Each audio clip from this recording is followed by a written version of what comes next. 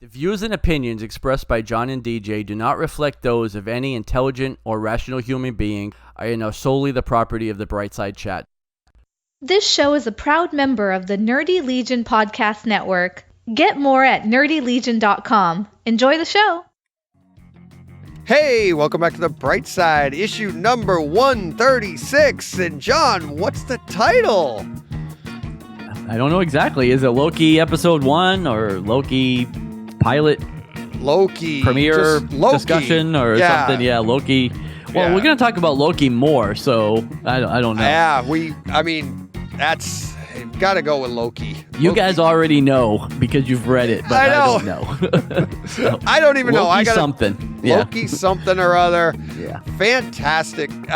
We opened the show with it. We closed the show with it. That's right. We bookended with Loki. So. Exactly. So you kind of got to go with that. So a lot of books this week. Only a few. Checkout was good. We had a good time, but it's tough to top last week. So hence Loki. But a lot of Speculator books this week. A lot of news. New title for our news section we just came up with this week. So you're going to get to hear that. So all exciting news, right? You got it. All right. Let's get into the story. All right.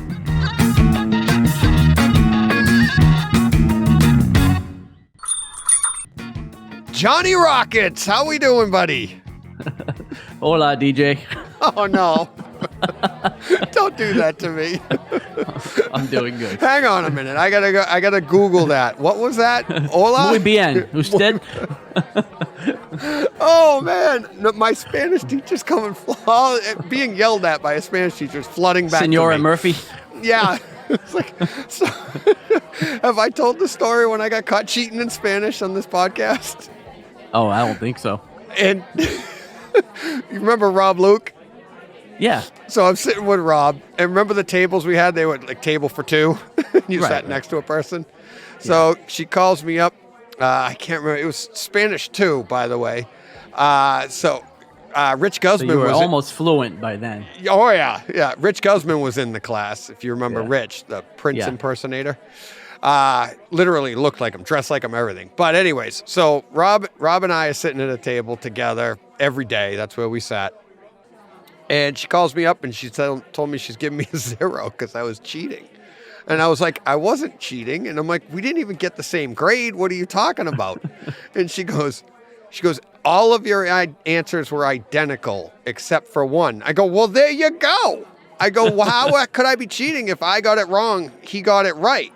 She goes, the one you answered wrong was in all the questions were in English, were in Spanish, and you had to give your answer, read it in Spanish and give your answer in Spanish.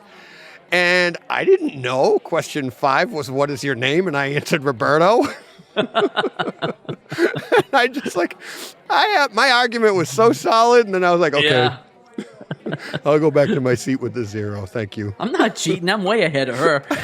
Yeah, exactly. What's she talking about? We don't even have the same answers. You actually do. Then why is his right? This is why. Yeah. So. He got 100. You got a 99. Yeah. You said your name was Roberto.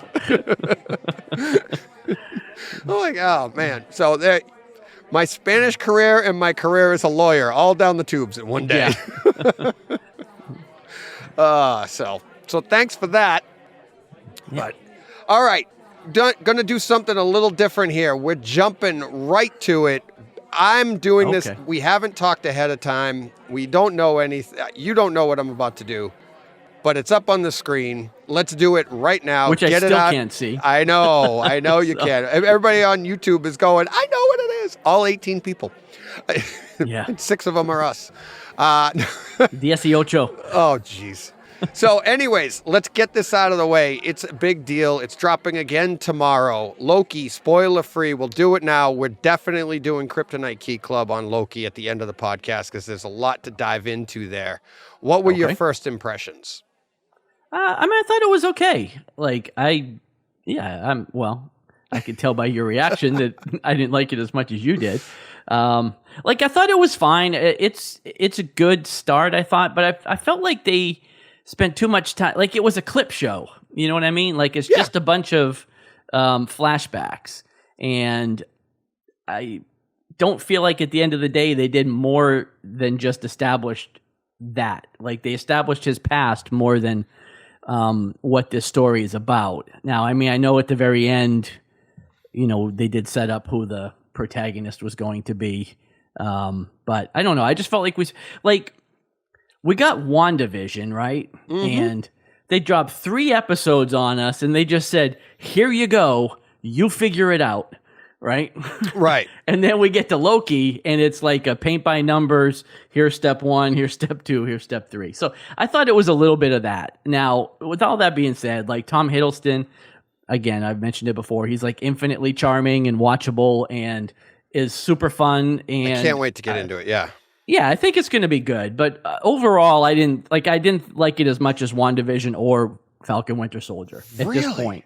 Yeah. Now there's 5 more episodes, so yeah, we'll see what happens. But I've already recorded my home theater podcast version, and I'm like, I said in that one, I go, for spoilers, go to this podcast, listen to Kryptonite. We're going to talk spoilers there, and I can't wait to get into that with you. But I did say that I like this better than WandaVision and Falcon Winter Soldier for various reasons. Okay. And I said, I'm not sure what you would be like. Sometimes we're the same. Sometimes we differ. That's what makes it great. I never know. And yeah, I'm a little surprised, but I agree with what you're saying. I like what you're saying. And I think we can really break that down later because I think we're going to have some fun in Kryptonite today is all I'm saying. Because either we were going to agree and we would have a blast at Kryptonite or we're going to disagree on some things. And that's always fun. We have a blast at Kryptonite. Or actually, people get to listen to us, and it's not a blast for us, but it is for them. Right. Well, I don't think we're going to differ so much that it's gonna be contentious. But I think we have some differing opinions. Right. This isn't a helmet in the garage type difference. Exactly. Right. But it's I. Like you, I really enjoyed it. I enjoyed it a little bit more. I think it's the best so far. And I also think, I'll say that spoiler free, I think what you were saying about the clips episode being, I think that's what we're going to get. But I think they're doing it to reset everything. And we're going to learn so much about what we thought we already knew. And that's kind of what we really liked with WandaVision. You know, we thought it was resetting the universe. Well, I think clearly this doubles down on the idea of the multiverse and things that are going to come again. I think this also will lead pretty directly into Doctor Strange. Not so much in that we're going to see him again, but it's definitely setting up the ideas that we're going to see there. So, I mean, I have a lot of promise. Like I said, I think it has a lot of promise, and I have a lot of high hopes for it. But I think we didn't like the pilot as much as each other. Right. Yeah. It's like we said last week, with House on a Lake, Nice House on a Lake. It's like, what a great start, but it could fall off a cliff. I doubt this show is going to fall off a cliff. Oh, I doubt it too. Marvel. Because again, it's Marvel and they've built up too much goodwill for that to happen. Yeah. But we'll see. All right. That is fair. Looking forward to Kryptonite in what, John? 2-3 hours from now? Hour and a half. Yeah. 3.5 hours. We'll get to it. Oh, man, I listened to what? I was just say, I listened to the Fat Man Beyond podcast, the Kevin Smith, Mark Bernardin. Yeah. And like week after week, it is just like steadily getting longer and long. Like this week's podcast was like 3.5 hours long. And I'm like, man, I just don't have that kind of time. And I know it's a podcast. Right. But like we've said before, I have a very short commute. Like that's a whole week of me listening to that podcast. So I was like, man, these guys went from a pretty tight 2 hours to like 2:20, 2.5. This week was like 3.5. I'm like, it's like us. Hey, crap. Like next week is going to be like 17 hours. It's going to be like a telethon. Oh, no. I'm going to have to give a donation while I'm listening to it. So Jerry Lewis jumps in. Yeah. Yeah. No, I know it's obviously my home theater started off that way. Remember when I started home theater? Yeah, I was like 20 minutes. 15 minutes. Yeah, 20 minutes. Just going to give you and then I started seeing actually right now I'm trying to do tighter shows with just like giving some like quick shots of movies, right? Because I was looking back at some of my movies and I'm like, oh, look at this movie. Spider-Man, for instance, Tobey Maguire's first Spider-Man. Right. I reviewed that. I think I talked about like 6 scenes.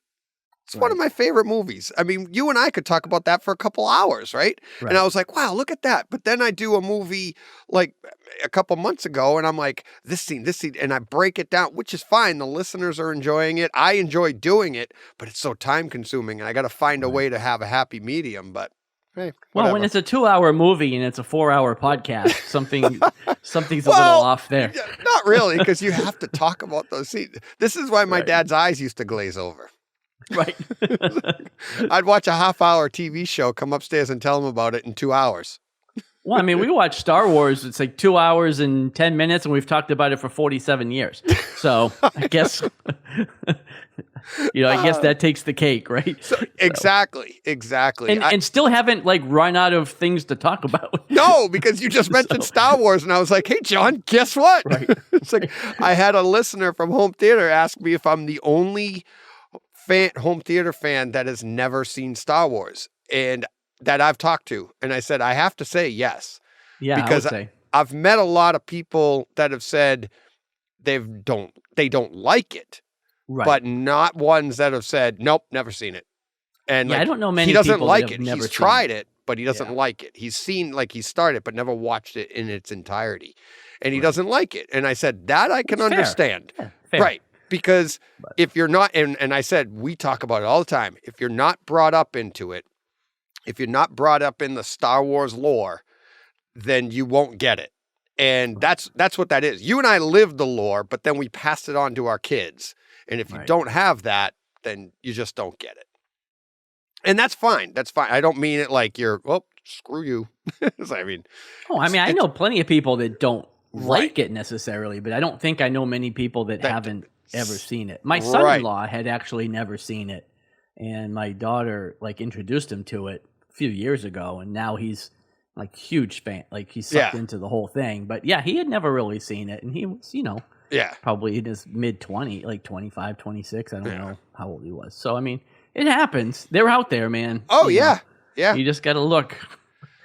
Yeah. Speaking of that, there was a tweet this week about what movie was better, and it was something against Empire Strikes Back. And I was like, Empire. I don't even need to know what the other movie was. Exactly. That's my point. It doesn't matter. And my point was, this movie ended with Luke, I am your father, and 3 years of playground debate until we heard anything else.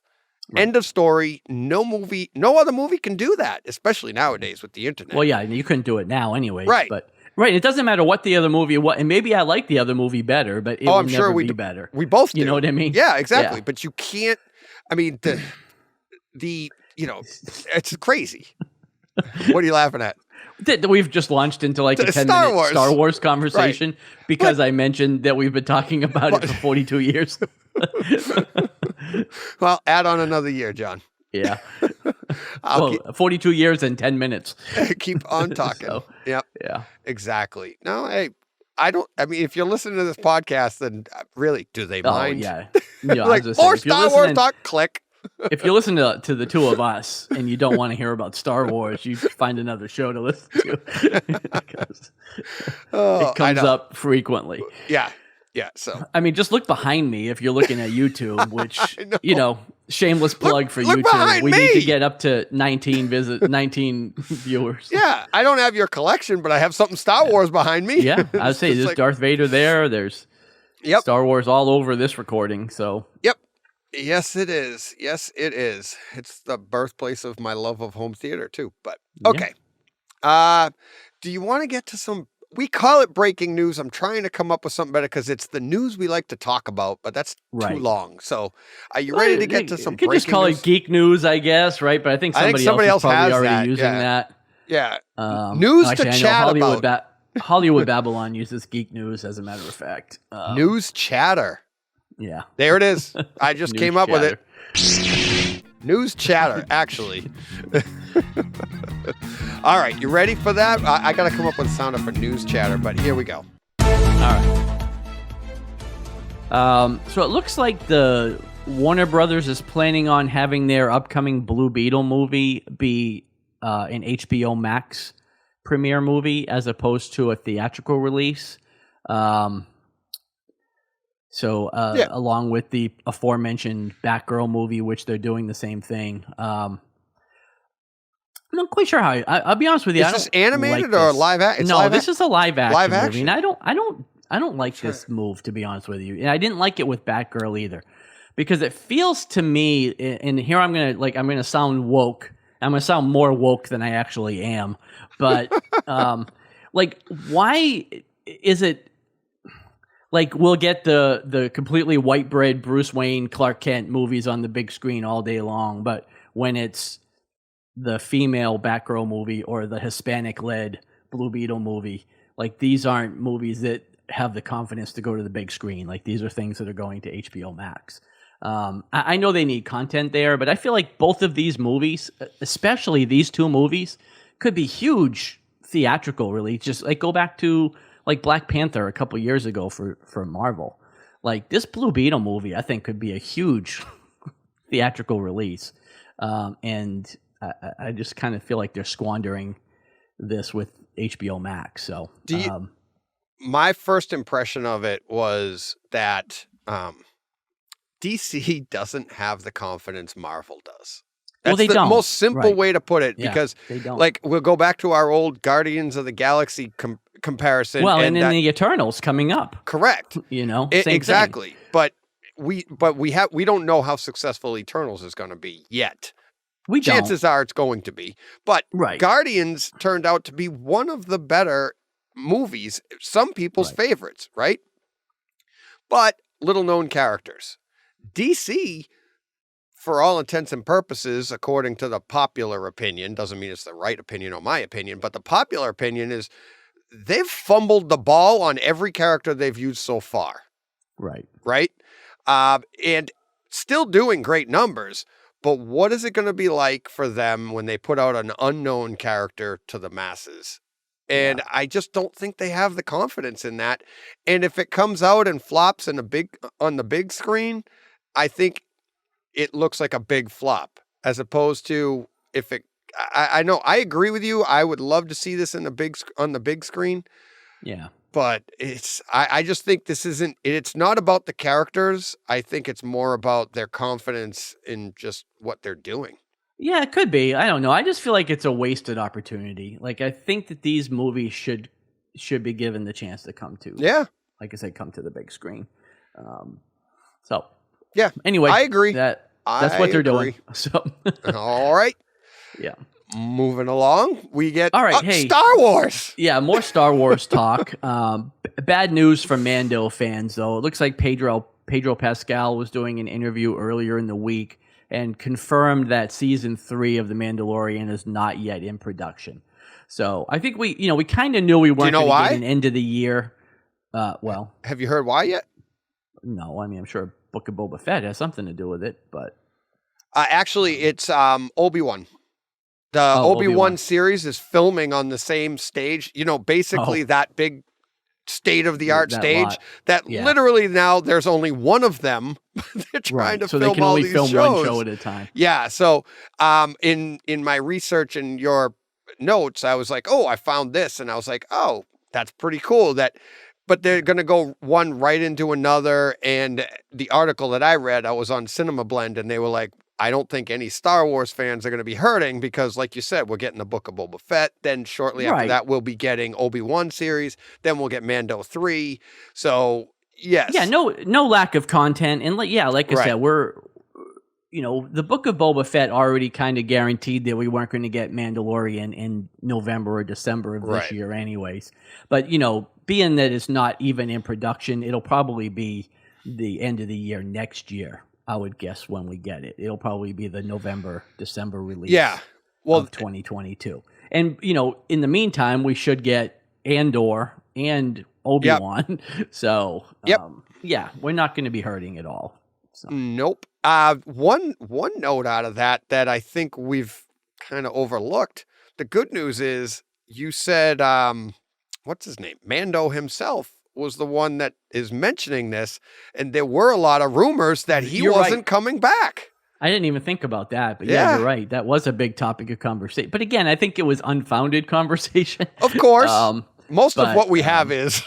Well, that's true. Most of our chatter is unfounded. But you see how like you overlook it a little bit. But here we have him actually. What's his name? Tell me. It's not Pedro Pascal. Pedro. There you go. Yeah. For him to actually be talking about it means he's involved. So I thought, that's great news. No, that's great news. Yeah, I didn't even think of that part of it because I couldn't imagine a world where he wasn't coming back. So I need him under that helmet. Exactly. Well, I think we see his face a little bit more coming up in the next season. I do too. Now that they've, kind of let the cat out of the bag a couple of times this last season, clearly he's not following that religion to the letter anymore. And I think we may see it. I'm not necessarily thinking he's going to run around with no helmet the entire season, but I think we see it quite a bit more. I have one. This is really good. What our buddy Zach down in your neck of the woods there, he sent me a thing on Instagram, and there it is. That's a pain in the butt. It's not coming up. But anyways, it was talking about what the Mandalorian has taught us is that, have you seen this one? Is that Yoda being on, what is it? What's the planet he was on? Is that Bespin? Dagobah? Dagobah, yeah. Him being on Dagobah wasn't just like a random hiding place, because what we've learned from Mando is that Yoda being on Dagobah, he was the alpha predator. It's like everywhere he was, he's just eating everything around him, because you see what Baby Yoda's just chowing down on every little tiny creature. Right. So committing genocide on he's the fish just sticks, like all the other animals. Babies. Yeah. All the other animals around Yoda were probably like, just don't eat me. Don't eat me. Yeah. That was a pretty cool little that's funny clip he sent me. All right, what are we on to next? Oh, my favorite. Yeah, your favorite. I knew you would like this, but it looks like Netflix has confirmed, well, not an exact date, but it looks like we're getting season 2 of Lock and Key in October of this coming year. So I don't know exactly what day, but just a few months away. I would imagine probably closer to the end of the month where Halloween is. Super excited. We may see, yeah. I am. I'm not sure what season 2 is even about, because season 1 was like all 6 graphic novels. So I'm not sure where we even go from here, but I don't know. Again, this was one that I liked quite a bit more than you did. I actually enjoyed the show, even though, going back and reading all the graphic novels afterwards. And, we're going to talk about that again later, because I've read some Sweet Tooth as well. Cool. And there are some major differences between these books and the shows that we get on, on these streamers. So, but yeah, I don't know. I'm looking forward to this. So remind me when we get to Sweet Tooth. I got a tweet from our buddy Tom Bellows, mentioning that. So I'll drop it in there. Lock and Key. We'll watch it. My wife and I'll watch it, because we watched the first season and we did enjoy it. Just not as much as you. I was a little bit like, but we'll see. We will see. Always looking for more. And next up, this is cool. So it looks like we're getting a Spawn spin-off series revolving around Sam and Twitch, which we've heard this before. This was actually in development years ago. Kevin Smith was writing and developing a Sam and Twitch spin-off. But it looks like this one is going to be handled by the producer from Mayor of Easttown, who is riding high right now after the end of that series. And, obviously Todd McFarlane will be involved. No word on the home for this yet. I would hedge my bets towards HBO Max, because that's where, Warner Brothers has the other movie and the other shows. But no word on where this is coming from, or where it's going to be, but it is in the works. All right. Next up, we have a little She-Hulk update. Yeah, a little She-Hulk news. Jamila Jamil, who I loved on The Good Place. I thought she was fantastic. Oh, okay. No? Oh, you would like it. It's great. She's been cast as Titania who is like the main villain for She-Hulk in the upcoming series. So yeah, to me, this just makes me even more excited because I thought she was. And now again, The Good Place was a comedy, and so she was very funny on this. I don't know what her role will be like in the She-Hulk series, although they have said that it is a somewhat comedy drama, so there might be some of that here. I have zero knowledge of her acting, but just by your description, I'm picturing a sarcastic villain. That's usually what they do. It'd be like, I don't know Titania all that well either. I mean, I've seen her in the comics from time to time, but I'm not super familiar with her. But it should be good. I'm really looking forward to that show. Yeah. When does that do? Do you have any idea? Or are they I just know they're in early filming and development. So I have no idea where it is. I'm not sure where it falls on the list anymore. I think we definitely get Hawkeye and Miss Marvel before we get to this or Moon Knight. So actually, we probably get to Secret Invasion before this as well. So this is probably late next year, I would guess. But yeah, I don't have any. Yeah, stuff just like Star Wars, we won't be hurting for anything. So no, there'll be plenty. Although this is one that I'm actually really anticipating because. I know you didn't watch Orphan Black, and you don't really know the other actress either, but Tatiana Maslany, I think, is great also. So I'm really looking forward to this one. Cool. Next up, Castlevania. Yeah, so fresh off of the series finale, which just aired on Netflix for Castlevania Season 4, looks like they have announced a spin-off series that takes place. This is going to be... it takes place after the events of what we just watched, I guess, by a few generations. I'm not super up on the games or any of the lore, but Castlevania focused on Trevor Belmont and Alucard, and this one, I think, follows Richter Belmont, who's a character from the game, and I think like a descendant of Trevor. So, other than that, I don't know anything about it, but I liked Castlevania a lot. I thought Season 4 was pretty good. And, I love to get back into that world. So I watched a couple seasons of it a while ago. Didn't get back into it, but I did enjoy it. So but now there's going to be a spinoff. Pretty cool. Yeah, I think it's cool. Like I said, this should be good. Cool. Next up, this one kind of came out of nowhere, right? I'm not sure how I feel about it either. Yeah, this is there was an announcement that came out that they're working on an anime feature film in the world of Lord of the Rings. Yeah. And this takes place in the Peter Jackson Lord of the Rings universe. This is called War of the Rohirrim, and it focuses on Helm's Deep, and more specifically Helm Hammerhand, who Helm's Deep was named after. And so it's going to follow his story there, and the Horse Lords and the Rohirrim and all of that good stuff. So, and it looks like it's being fast-tracked to come out probably in conjunction with the series that Amazon is putting out.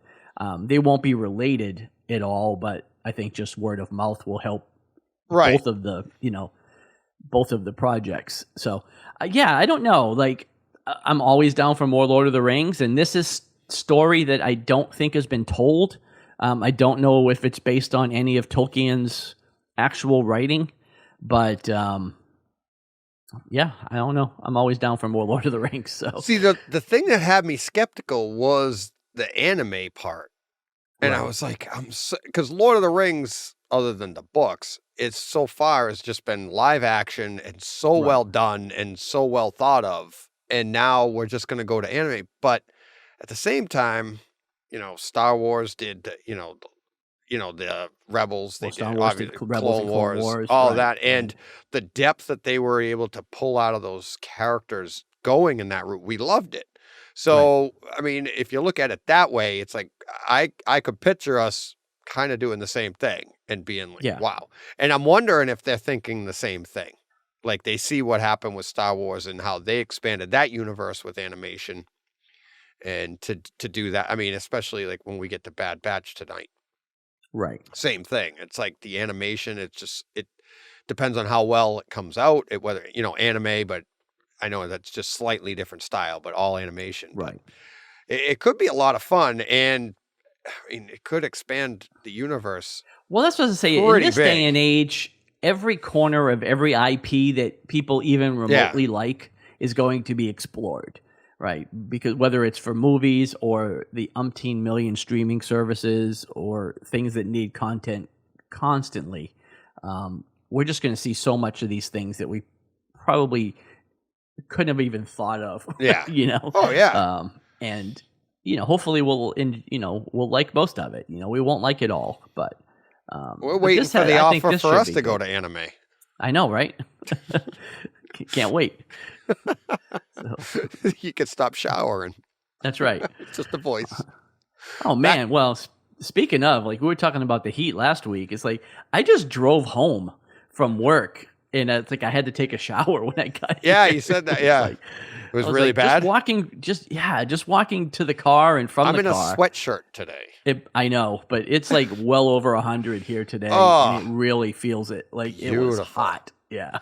So I was like, oh man, I put the dog out, walked in the house, and I was like, man, I need a shower. Yeah. So, it's warmer here today. I've been wearing sweatshirts. I haven't been feeling well. My body temperature's been pretty low. I've been pretty chilly. Oh, yeah. So, but anyways, see, we could sidetrack, and it doesn't have to involve Star Wars. Right. But we're getting right back into it. Here we go. Yeah. This I don't think is a huge surprise. No. But it's cool nonetheless. It looks like both Ben Mendelsohn and Forrest Whitaker are confirmed to return for the Andor series, also being worked on for Disney+. So since this takes place prior to the events of Rogue One, it makes sense that these characters would be around. Yeah. I mean, we know Saw Gerrera. It goes back quite a ways in the Star Wars lore at this point. Right. The character does. Krennic. Not as much. So it'd be interesting to see where he fits into this. But look, I like Ben Mendelsohn and Forrest Whitaker, so I think it'd be great to have both of them. Yeah. So what this reminds me of is how things have changed. It was 30 years ago. If you were in a movie, you didn't do TV. You were a movie star. Oh, right. Yeah. Right. And now it's everybody. It's just like, of course. And what I'm saying is it's not, of course, these guys will do that. They're doing it. It's that, like you said, kind of not really a big surprise. Oh, right. Of course they're doing a TV show, or they're going to be part of the series.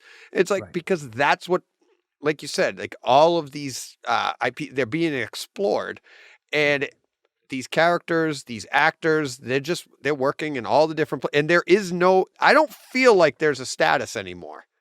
Right. Like movie star, TV star, I where don't think it used there to be either. that way. Yeah. But, think about it. Like Rogue One was a movie that we never thought we would get, in a story we never thought we would see. And now we're getting a spin-off to the movie we never thought we would get or see. Well, Rogue One was answer to a punchline. Exactly. And it's like, so this one is now, it's like, now we're even deeper into that. So it's what punchline are they going to answer with the series? Exactly. I bet you they do, because there's plenty of them, and I'm sure they'll answer one. Oh yeah, I'm sure. And we won't even know. We'll be like, oh my God, I didn't even think of that. That's so cool. All right, let's get off of Star Wars for a second. Yeah.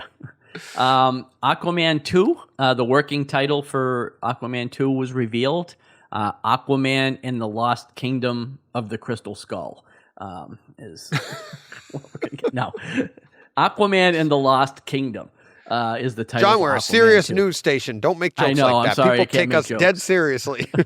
Now, I'm hoping the Lost Kingdom isn't Atlantis, because like we were just there.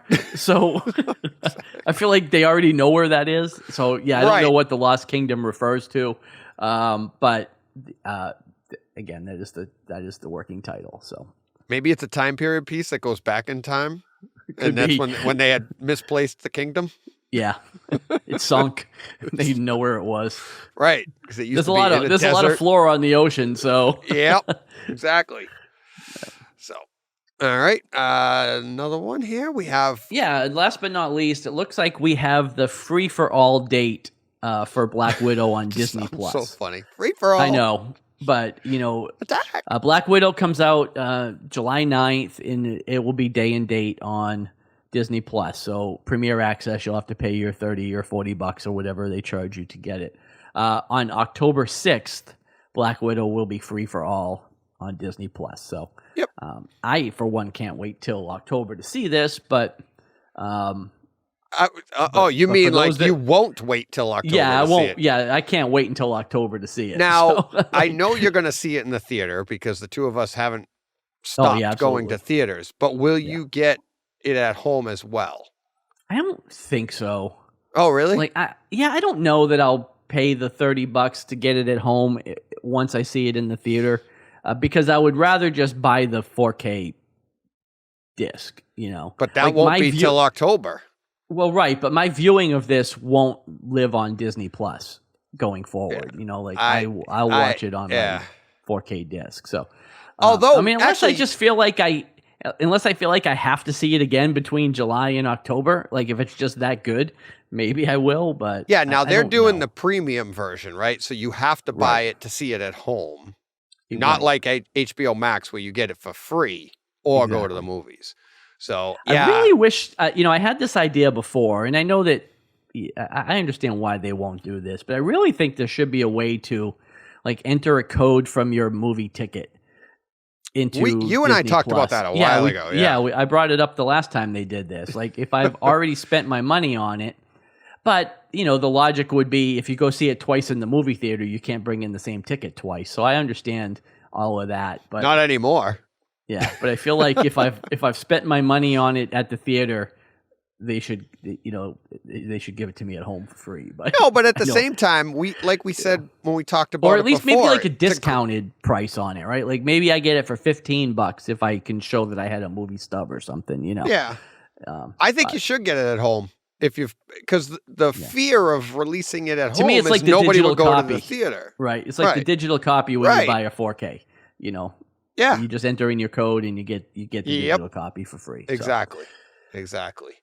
So that would be nice. So maybe somebody's listening, John. Who knows? I hope so. Like we have reach. I know. Yeah, I mean into the teens. Yeah. We got a lot of pull out there, so hopefully somebody can make this happen. It's not who. It's not how many. It's actually who. Right. Us. Right. It's like if we get the right person. We only need that one powerful listener. We don't need that many of them. So, and my wife and your wife doesn't listen. They don't listen anymore on their own. Yeah. So, other than that, we're looking for more powerful than that. So. Right. All right, I've got a couple here. Did you hear this one about DC and Harley Quinn team and editing a scene? You didn't hear this one? No, I didn't. So it's been all what? For Suicide Squad? No, Harley Quinn, the TV show. The TV show. Adult animated series. And I won't read it on YouTube, but they actually give the act on YouTube discussing film, but we are a friendly podcast. So I'll read the tweet, but I'll say you'll get, if you're an adult, you'll understand it. If you're a kid, it'll go over your head. DC asked the Harley Quinn team to remove a scene from season 3 in which Batman performs with Catwoman. Okay, really? I edited. Yeah. Okay. Performs on Catwoman. That's it. On Catwoman. Yes. So not with Catwoman. Not with. Yes, I should have said. Yeah, I was trying. Yeah, no, I get it. Okay, I know, and I everybody got the else. visual. Yeah, exactly. They said, well, there were other. I've seen that movie. There were other. Yeah. Kind of interesting that it's Catwoman as well. Well, there's a pun there somewhere. I don't know how. Yeah. But anyways, quote, they were like, no, it's that we sell consumer toys for heroes. It's hard to sell a toy if Batman is also going in south. Let's say that. I've read this on Twitter. I don't know how true this is. But at the same time, that explanation right there, that's why I included it, them saying, no, we sell this toy, because a lot went on in that adult show. Right. They had Harley and Ivy yeah. together. There were a lot of different acts going on in that show that kind of surprises me. But until I read that quote, which that quote was kind of weird, how they were like, so clearly it was not a professional on the job, but somebody that was in the room maybe. Right.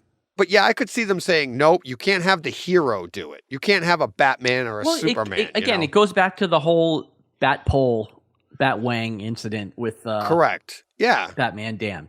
Like if it was Constantine or another hero, hell, they had no problem when it was Dr. Manhattan. But when it's Batman and, your entire brand is Batman, like it should just be Batman Comics at this point, because it's like 90% of their publishing line. So yeah, they've proven that they're not willing to go there with their marquee characters, and they don't want it even in any kind of entity, because at first I was like, innuendo, no any of that. Right. So, but like at first I was like, but it's an adult show, so what's the difference? But in this day and age, nothing stays where it was put. Well, and Batman Damned was an adult comic. I mean, it was Black Label. It was solicited that way specifically. Right. But and yet, with the age of the internet, they had to. They put his junk in there, and then they had to pull it. So I mean, I don't know. Just don't know how else to say it.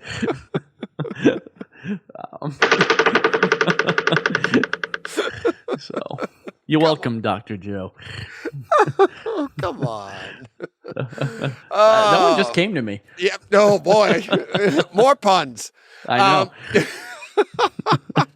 No, but what I'm saying is like if you put stuff out there, it doesn't stay where it's supposed to. Right. It ends up on Twitter and it ends up as a meme. And then kids would see the meme and be like, why is Batman doing this? And it's so I then when you start to think about it, you're like, all right, there is some validity to that. I can picture that. So hopefully we were okay with that. If you have kids in the car, we apologize. That's the best we could do. Moving on. Jupiter's Legacy Season 2's demise seems to be a little bit premature. No pun there. So, I'm saying I haven't heard this either. So. All right, here we go. So I was listening to Comic Talk today. Our buddy Dustin over there, part of the Nerdy Legion as well. And he was saying that it's not being taken away. It's on hiatus.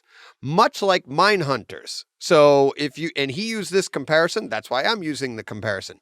So if you remember the show Mindhunters, which was on HBO, right? Yeah. We loved that show. Well, they allowed the actors out of their contracts. But the reason they were allowed out of their contracts is because the writer for the show wasn't able to continue on the show because of other commitments. So they allowed the actors, go do what you want. When we're ready to come back, we'll talk. We'll see what happens. And the rumors are right now, Mindhunters is coming back. Because if you remember, that had like 5 seasons planned for it. But anyways, they let them out of their contracts. We all assume when that means we're done. But it just means go off, do what you want. We'll come back and we'll revisit. Much like that's what might be going on with Jupiter's Legacy. And I did my own little research to see if I could find some quotes. And here's one I have. I have it up here on YouTube, and it says, strangely, neither Millar or Netflix has said that the series is officially canceled. It's likely that it has been, but Millar's Twitter statement appears to suggest that the TV show could hopefully return in some form in the future. With that in mind, the Jupiter's Legacy Season 2 hub will remain online for the time being. You'll be able to read everything we did, blah, blah, blah, blah, and it goes on.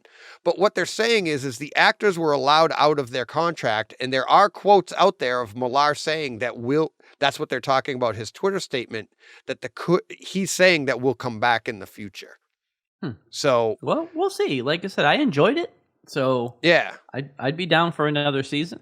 And the other part is going to, what was the other one? The villains one that they're going. That's animated. Super Crooks. Right, Super Crooks. That's going to be animated. So that, another way of saving money. I didn't understand that when we were talking about that last week, how we were like, oh, this is, so they'll do that. Millar's going to work on this. And there was something else that Millar was working on that's why they let the actors out. but they most likely will revisit, and some of the other stuff. Well, they're working on Magic Order over there for Netflix, and Prodigy, I believe. Okay. Are 2 comics that are being developed. So I think Magic Order, though, is in active development. So could be that. Yeah. So, but anyways, it was funny that we talked about it last week, and then I hear Dustin talking about it on Comic Talk today, and I'm like, oh, and he goes, it's not necessarily canceled. Doesn't mean it isn't, but right. If you loved the show and enjoyed the show, which according to, like we said, all of the metrics and everything, it didn't do really badly. No. But it kind of waned a little bit, but it still did really well. So hopefully they'll revisit that, and we'll get our continuation of that story. Yeah, like I said, I hope so. You haven't finished it yet, right? No. Now I'm okay. Now I'm not in a huge hurry. I was going to say, there is a big cliffhanger at the end of it. So. Oh yeah, I think I'm 1 episode away from finishing that. I think I did one this week. I can't really remember, but of course, I'm enjoying it. So right. All right. Are we ready to get to our comics this week? Sure. Because we have a bunch for Speculator, especially. What do we got? Like 20 books or something like that? There's a bunch. Yeah, there's a bunch here. There's a bunch here. Yeah. So, all right, John. What am I going to spend my money on this week? First book we're going to take a look at is Geiger issue number 1. The 4th printing for this came out today. Not a lot of hype on that main cover, but true to form, there's a 1 in 25 variant for our 4th printing, and that one seems to be going for a bit over ratio at about $35. So don't know how many of these are out there. It may not be the easiest thing to find on a 4th printing, but if you can pick one up, you might want to grab it. G.I. Joe 283. The 1 in 10 cover here features a new character called Sherlock. I feel like we talked about for this already. Yeah. But in any case, there's some speculator interest. I guess a couple of issues back, it says. So her appearance here on this book, though, is going first time on the cover. Yeah. It's going for over ratio at $25. So it's pretty good price for a 1 in 10 variant. Yeah. Speaking of Jupiter's Legacy Requiem comes out, and there's a couple of incentives for this. There's a silver foil 1 in 10 variant that's selling for up to $15, and then there's a gold foil thank you variant that was sent 1 per store. That one's selling for between $35 and $40. Yeah, beautiful covers. Yeah, especially those gold and silver foil covers. They're both really nice. Yeah. And for those of you not on YouTube and just listening, the silver one is silver and the gold one is gold. Yeah, funny how I would have done it the other way around personally, but I'm a rebel.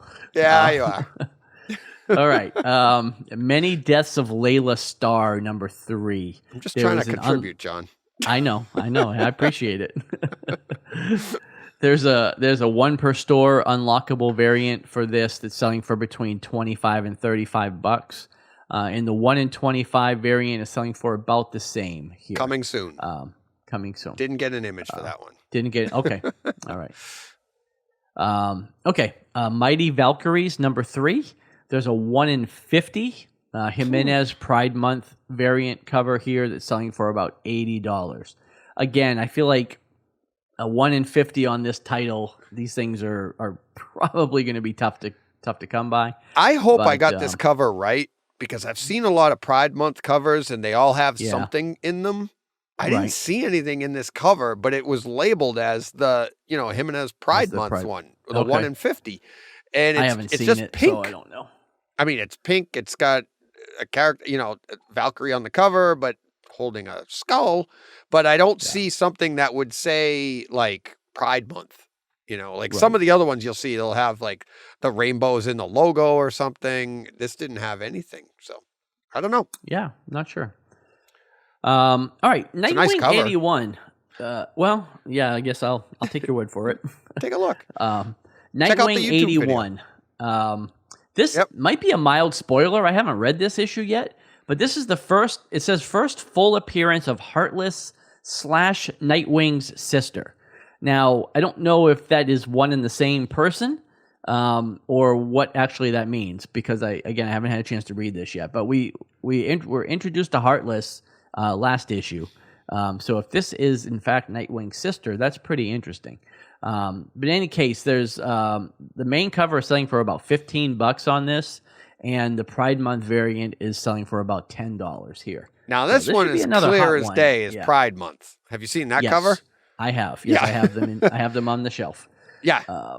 And you have Nightwing jumping over a flagpole, and the flag is a rainbow flag. I mean, that's right. And the logo, the Pride. Well, and it also says Pride, and the DC logo. It's all in the rainbow colors. It's a really nice cover. It is actually a really nice cover. Yeah. Yeah, and Nightwing's been kind of on a tear ever since like issue 77 or 78. Yeah, since the new since the new team Tom Taylor and the new team came on. It's been really good. So this one should be great too. I'm looking forward to reading it. Yes.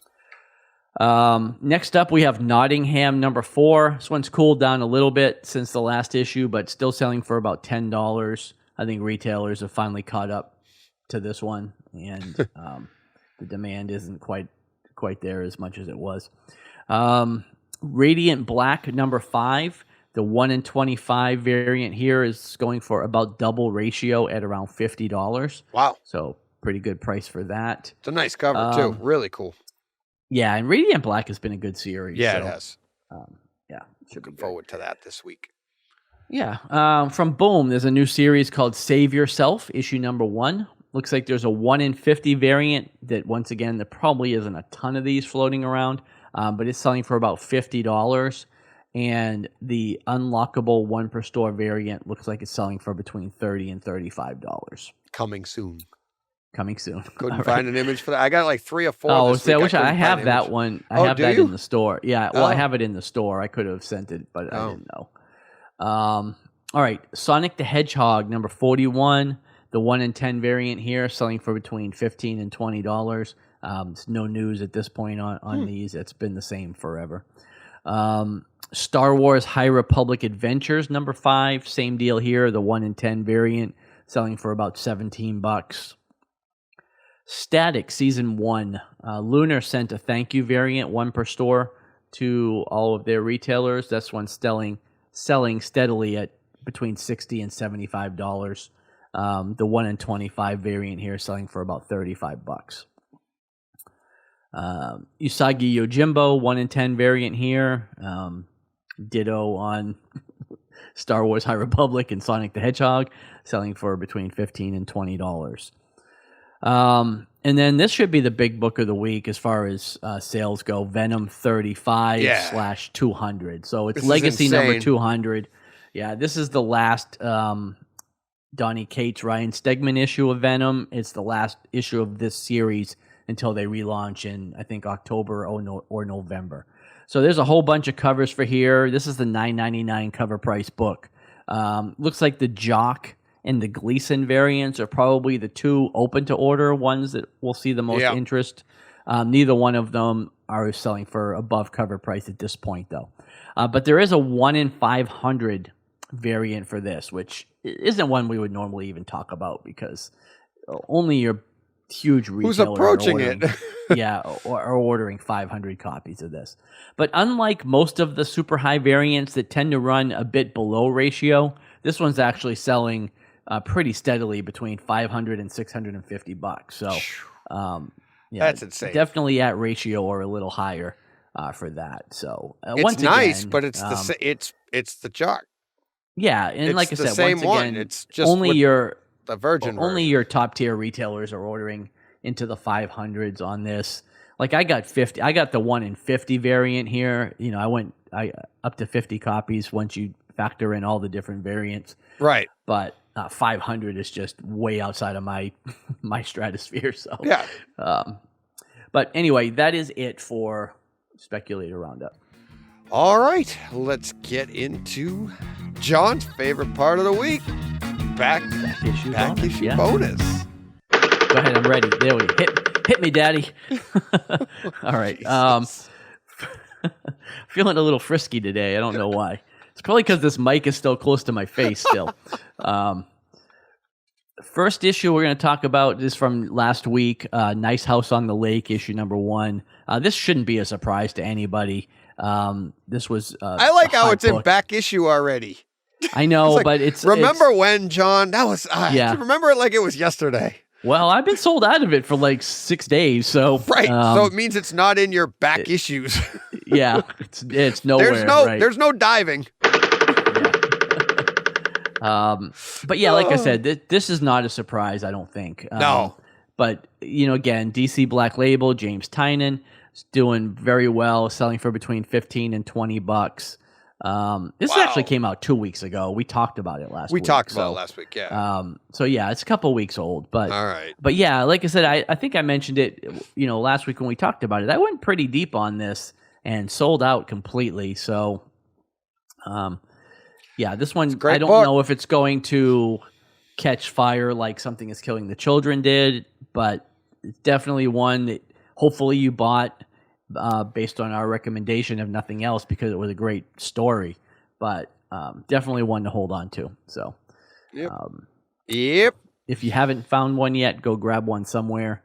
I don't know if everybody is sold out, but it's definitely sold out at distributor level because I tried to get more and I couldn't get them. So. And next up, is that the books you lost too? Not you lost, but were lost on no, you? because DC. After. Oh yeah, well, no, right. but that DC's was not. different. Yeah, this is Lunar, so I didn't have any issues with this one. That was all Diamond stuff. Yeah, that's good. Okay. Yeah. Sorry. No, it's fine. It's fine. Again, it's just another one of those books where I thought I ordered a lot, and I wish going back. Wish you ordered even more. Even more. Yeah. Okay, Thor Annual number 18. This is from 1993.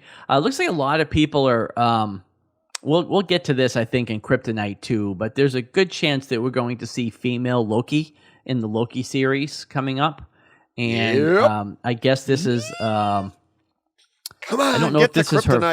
I was to say I don't know if this is her first appearance or maybe just an appearance.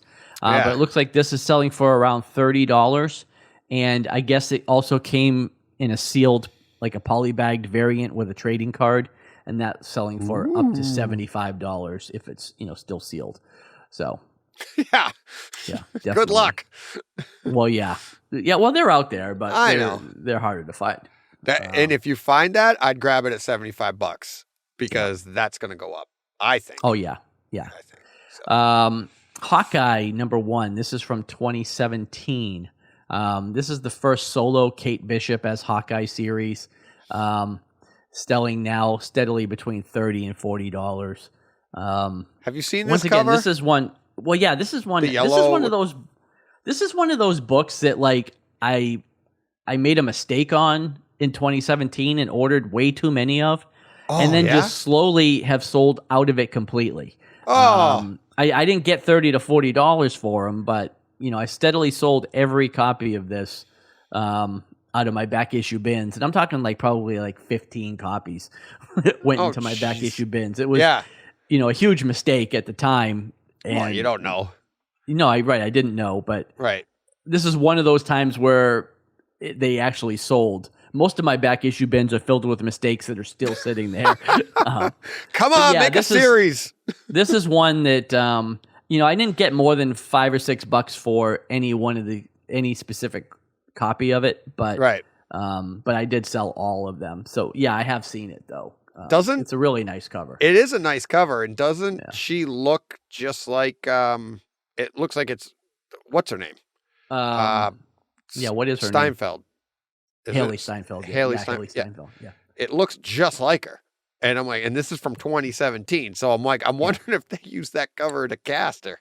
Because it's dead on. We need somebody that looks like this. Yeah. I mean, it's dead on. It's dead on. Oh. All right. Up next. What do we got next? This is Savage Dragon. This isn't necessarily a specific issue, but just kind of like a PSA on a group of issues. Yeah. Just like Spawn, issues between 100 and 200 are very low print runs, and same thing with this Savage Dragon. So any of these issues are starting to get harder to track down, and they're starting to creep up in price on eBay sales. So I know, for instance, with Spawn, there's a few issues in that range that are selling for, hundreds of dollars a piece. Savage Dragon hasn't hit that yet, and Savage Dragon will never be as popular as Spawn is. But these issues are starting to get harder to find. So if you come across them, maybe worth just picking them up and putting them back. Well, seeing I know what Spawn is, and I've never heard of Savage Dragon. Yeah, got a little bit less. Well, Savage Dragon was part of the initial Image run. Like he's like Eric Larson, who does Savage Dragon, is one of the the founding 5 members of Image. So oh wow, yeah. Todd McFarlane launched with Spawn. What's his name? Eric Larson launched with Savage Dragon, and Savage Dragon and Spawn are Savage Dragon is on issue 250-ish or something. It's the only other title that has run continuously since Image was founded. So oh really? I did not know that. It's actually all that being said, not super big seller and not one of my favorite characters, but I mean he has been around for quite a long time. So. Cool. Like I said, these books are. Well, I went right in the middle, and up. I've got book 150 for the there Image. You go. So I went right in the middle between 100 and 200. So can't go wrong there. Exactly. So, all right, let's get on to another one of my favorite characters. Oh, Spider-Punk. Well, Spider-Man. Amazing Spider-Man number 10 from 2014. This is the first appearance of Spider-Punk. Looks like it's selling for between $35 and $40. Spider-Punk may make an appearance in Into the Spider-Verse 2. If I had to hedge my bets, I would think he probably will. Who isn't? Yeah. Well, yeah, at this point, all the spiders are. Yeah. All right. Legend of Zelda number 1. This is from Valiant Comics, 1990. Looks like there's rumors of some kind of adaptation brewing with Legend of Zelda, and that's got people looking for this book. Looks like it's selling now for about $100. And I guess there's a newsstand copy that has the barcode on the right-hand side of the book as opposed to the left-hand side, which I guess is an error of some kind.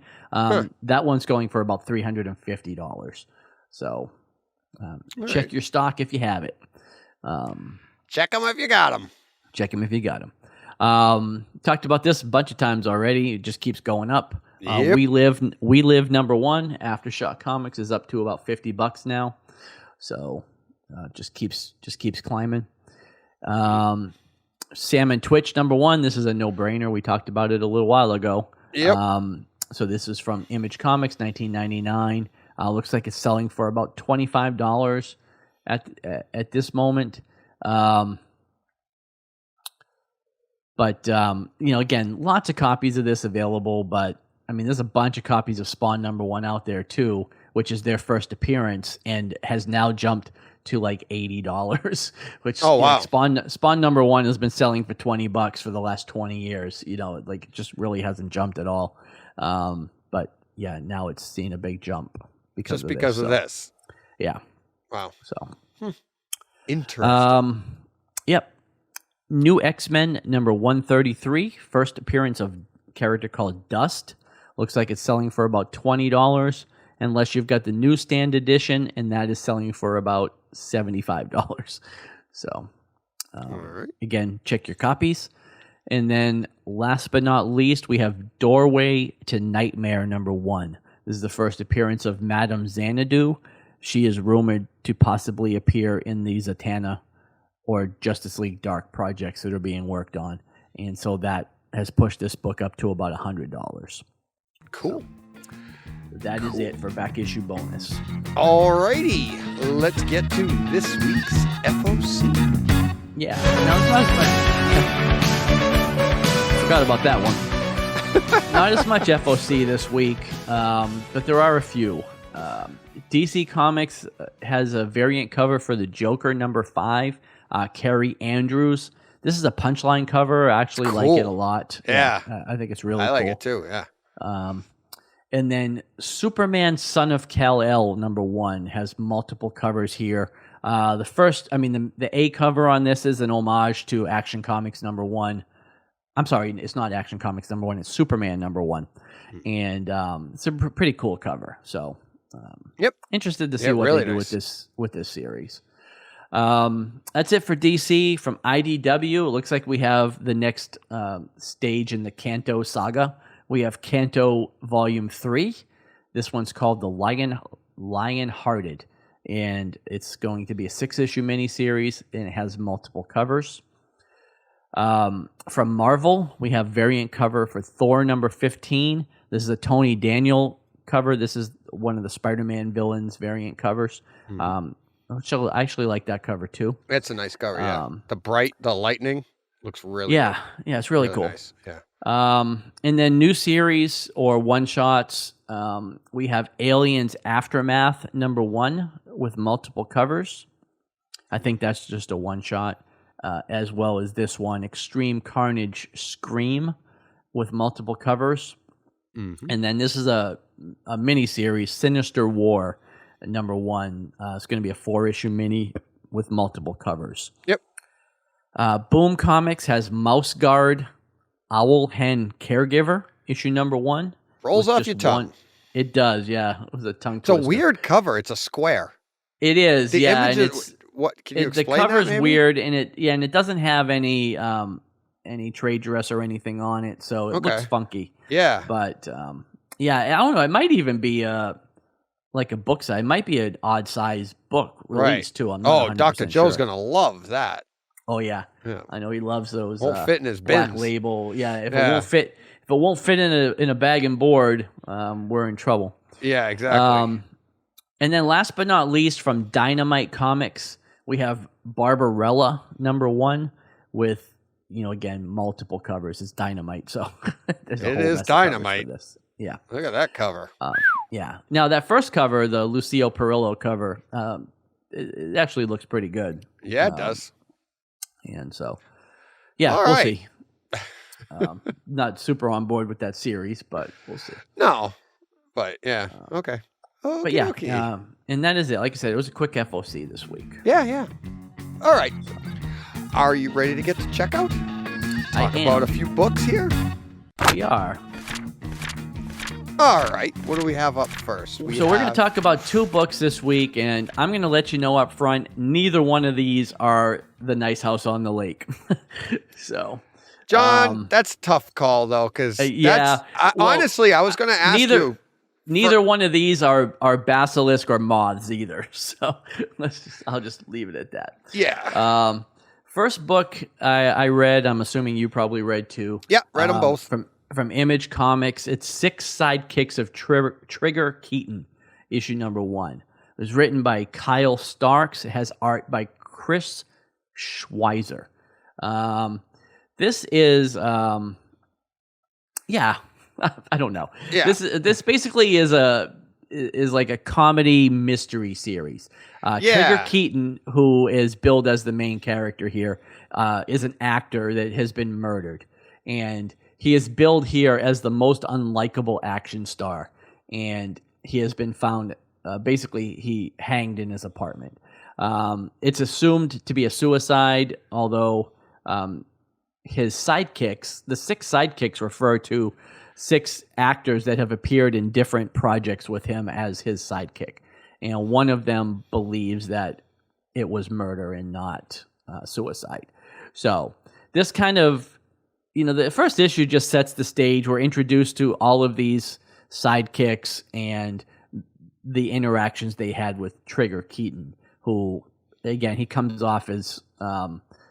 he reminded me of the main character from Scumbag a little bit. Yeah. Just like a really, like a really bad guy, not bad guy in the sense that he's not committing crimes or killing people, but he's just not a nice guy, doesn't treat people well at all. He's a Richard. Yeah, exactly. He is a Richard.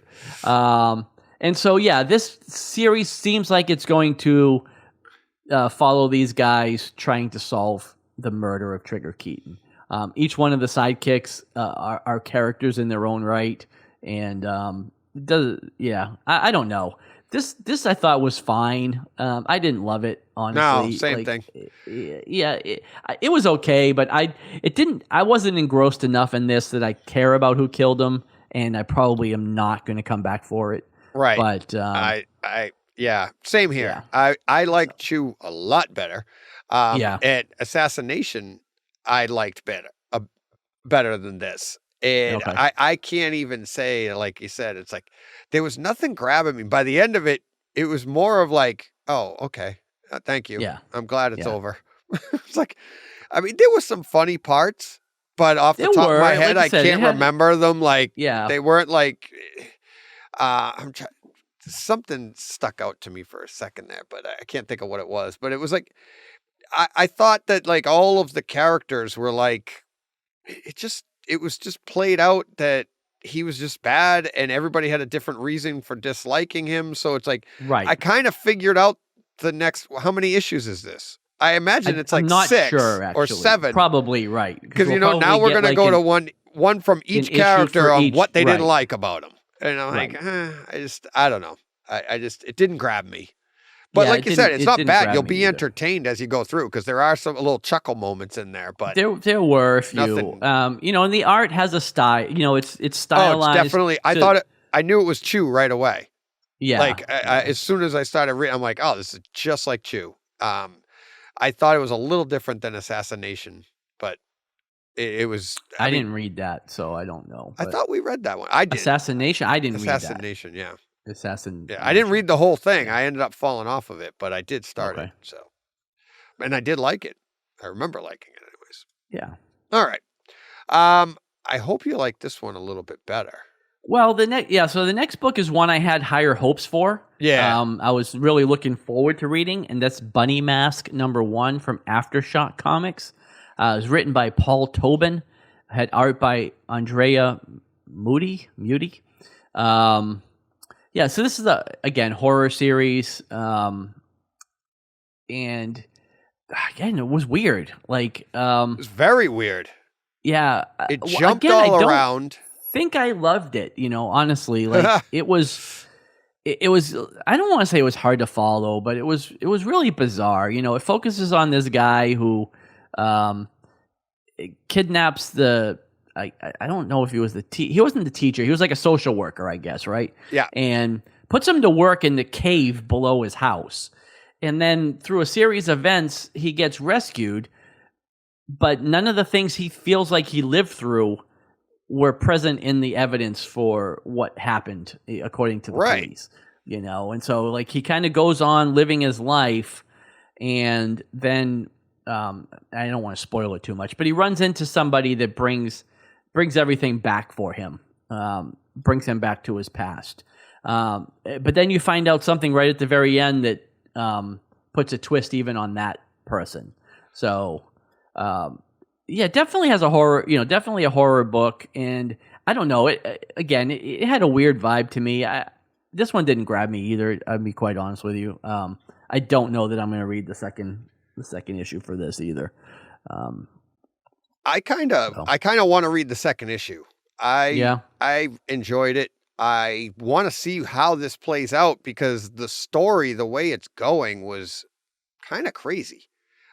You had the different time periods because there is a substantial time jump here. Yeah, it's probably like a 30-year. Well, maybe not 30 years. Probably 20. A 20-year. Probably a 20-year. That's what I would have guessed. Yeah, 20-year time jump. But why? How? What is going on here? Like, what? There was so much given to you that at the end, maybe you're a little overwhelmed by everything that went on, and then I had to go back and figure out like how big the time jump was. I was like, wait a minute, that's the same people? That's what's going on here, and it's so. He didn't look drastically different, honestly. But the other person that you meet, obviously, you could tell there was a big jump in time. Yeah, and I hadn't noticed that up in the top corner they were giving you the different, and it said like today, so they don't tell you it's a time jump. It just says today. Like, okay, what the heck does that mean? Yeah, they were giving you some markers on the passing of time, but I don't think it ever really said like 20 years ago or like I don't think they defined it specifically, but But yeah, Yeah. they give you some indication that we're moving around a little bit. They give you time or days at the beginning. They'll day 1, day 2, day 17, day 30. So, but it is definitely a horror book. It's, I mean, it kind of gripping as you're going to, like, you don't know what's going on. And like you said, the social workers, and it had a nice, fear to it. But I want to figure this, and it's got a nice, easy title to remember. Well, like when Bunny Mask number 2 shows up, I'll be like, forget about oh it. yeah, I want to see that. And it's right. And I did like the way it ended, but it is a little bit overwhelming. So I will say I just that. felt a little let down. I liked, we had such good books. I felt like last week, and I felt a little bit let down by both of these. Yeah, that happens. Week. Last week was fantastic. Last week was I mean, Nice House on a Lake. I was going to ask you, now that we're here, it's like, did you get a chance to read it again? No, I didn't. Okay. I didn't read it a second time, but. So are you willing to say, like, book of the year so far? Can you think of something so far that was better this year? This year? 2021. Because I can't. And No, I can't. I really like this. Yeah, I really liked it. So, maybe so.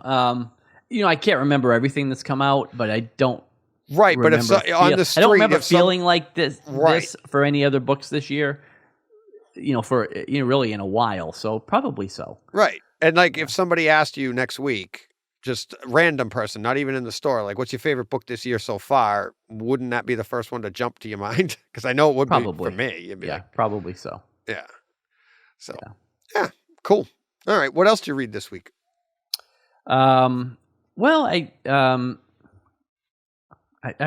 read most of the other books that came out, but none of them stuck to me. The other thing I really wanted to kind of talk about a little bit was Sweet Tooth, because I did get started. I read the first. Message. Yeah, I read the first trade paperback of Sweet Tooth, so I'm not super deep on it. There's 6 volumes altogether of this, but I feel like the end of the first trade paperback really coincides with the end of season 1 of the show. Okay. The journey is very different, but we kind of end at the same place. So I don't know if you've finished watching the show or not. Oh, no. I'm trying to get Jen to watch it with me, so I'm still only on episode 1. Oh, geez. Okay. Yeah. I got the gist, and I know the story already. So yeah, well, I won't go super deep on it then, because there's a lot of spoilers abound if I start talking about them. But I will say, like kind of I mentioned last week when I was talking about Dr. Joe talking about this series, and like he's dead on with what he was saying, because these are like night and day. They're other than the character having antlers and being half deer or whatever, there's not a lot of similarities between what happens in the show and what happens in this first trade paperback. Now, I haven't gone further, so I don't know if some of what we saw in the show will happen in like flashbacks from other volumes of the comic series. It might, but in the show at least, we got pretty extensive backgrounds for a lot of people that you just didn't get in the book. But there was other characters that were just completely different from the way they appeared, like Jessup, or Big Man, who appears they call him Big Man in the show. His motivations are so completely different in the book compared to what they were in the TV show that it really feels like you're reading a different story. Right. That's what Dr. Joe said too, like you said. I don't know where that character goes as we go on, and I really am interested in reading more of this book. But yeah, I felt like the show, even though the show, like they're not living in a bright world, let's say, in the show, but the book just feels so much darker than what we got in the show. So, kind of my spoiler free take on it. But with all that being said, like I know Dr. Joe was really not sure how he was going to be in on the show, because he had read the book and the differences were a lot for him to take in. I will enjoy both of them but realize that they're very different, Right. very different things. Yeah. So I am looking forward to reading the rest of the series, but I dug the show a lot. So, you know, I really did like it, but they're really pretty different things. So I said, I mentioned earlier, our buddy Tom Bellows, he messaged me earlier in the week, and he said, heard you guys talk about Sweet Tooth today. I agree with you about the art, as I almost didn't read for the first collection, but the story was so great. I read the entire series in 2 days. Highly recommended. Yeah. So. Yeah, I went through that first trade paperback like nothing. Like, oh, really? Like an hour maybe, you know, or whatever. Yeah, I read it pretty quickly. Cool. Yeah, I just haven't gotten back to it yet, but he also asked a question. I'll throw this out there too. He said DC's Future State run sucked, correct? Correct. And I wrote, John and I weren't fans. Just couldn't get into it. Some people liked it though. I can't say definitive because I didn't read a lot of it, you know, past issue 1. So I can't say unequivocally that it sucked, but I was not a fan. So. TLDR liked it though. Yeah. Dr. Joe and Nick enjoyed it. Yeah, and even listening to their last show, they were a little bit higher on like the new Gotham what's it called? The Future State? Not Future State. But yeah, there's the new Gotham series that's out. I can't remember exactly what it's called, but they seem to like that more than I did too, cuz I read the first issue, I thought it was okay. When I got to the second issue, I thought it fell off drastically, and I didn't even finish it. Like, I found myself not caring at all about it, so I stopped reading it. So it just doesn't seem to be for me. I don't like what they're doing there in the Future State stuff. So yeah, I think we're more of a we like the nostalgic stuff. We want our more. I mean, we're old, John. Get off my lawn, DJ. Exactly. Actually, you and I are the only ones allowed on the lawn. Everybody else, get off the lawn, you know. But hey, we're old men, John. I guess it's called Future State Gotham now that I'm thinking of it, right? That's something like the that. Title of it, so. But I read Eve #2. Enjoyed that. Still enjoying that series. The Good Asian, I believe that was #2, right? It was number 2. You know, and I didn't read either one of those. Oh, really? Good. Yeah, I need to read the Good Asian. I like that one. Yeah, you do, because it's so much like Warrior. It's like I'm mixing the two up. When I'm reading it, I'm like, am I spoiling Warrior? It's so close. What did you think of Justice League Last Ride #2? Did you read that? I did. I still like it. I like that series. Yeah. I liked the first one a lot. This one, I'm gonna say it's a letdown. I don't know if I liked it as much as issue 1, but it was still good. Like I'm definitely on board for that series. What I like about it is, just like we said, it's a little bit of that old school fun. Mm-hmm. It just they're working together. You've got the Justice League work. It just seems like more fun. Wally's in this one though. Yes. And it's he's cracking jokes and stuff, but I enjoyed it. It's funny. I opened it. I'm like, am I reading this one? I start reading it, and I'm like, oh yeah, I am. Okay, keep going. Well, and that's Chip Zdarsky. So exactly, that's I'm kind of on good board. Point. Yeah, right away with that. So yeah. And Joker, what are we on? 4 now? Oh, 4. Yes, 4. I read that too. I like that as really good. Yeah, that series is just going really, really well. So yeah, that was about it for this week, I think, for me. I didn't get to Geiger. I think we're on 4 on that. I did read well. Geiger. Yeah, Geiger it's still really good. Yeah, really good series. I think it's up on my end table to read 3? next. I think that was #3. Oh, maybe. Yeah. Okay. I think we talked about 4 coming out or something. Yeah. What did I get? See, I did read a lot. I just couldn't remember most of them. But now that I'm thinking about it, I read Nocterra #4. I really like Nocterra. That's a great series. Yeah, and I read Geiger. Yeah, I know I read a bunch of stuff, but the thing that stuck out for me was Sweet Tooth. But yeah, I did read most of those releases. So yeah. All right. You ready to get to Real World then? Yeah. While we're chatting about Sweet Tooth. Yeah. All right, John. What was on your screen this week? Yeah, well, finishing up with let's just finish up with Sweet Tooth because we finished it. Yeah, we finished that. I think we had 3 left or 4 left when we recorded last week, so we finished those on Thursday. Yeah, again, I finished the show before I read the book, so really enjoyed the season. Coming into it cold and not knowing anything about the story. I don't know if that influenced me one way or the other, but I really enjoyed it. And now, even after having read the book, I can see the differences, but I still appreciate the show. So, and yeah, I'm definitely looking forward to season 2 on that. Interested to see where they go. And then we watched The Infinite, which is the new movie with Mark Wahlberg and oh yeah, Chiwetel Ejiofor, whatever his name is. This was very old guard, Berserker, Highlander type of thing. So The Infinite. Did you? Okay. I saw. Honestly, I watched it last night. I was exhausted, but I put it on. I fell asleep, and my son and I were just talking about it. And he's like, "What did you think of the movie?" And I go, "I fell asleep, but that's not an indictment on the movie. I really enjoyed it. I liked the home theater experience." Yeah. But I fell asleep, so him and I are going to watch it together tomorrow. It was a good home theater movie. Yes.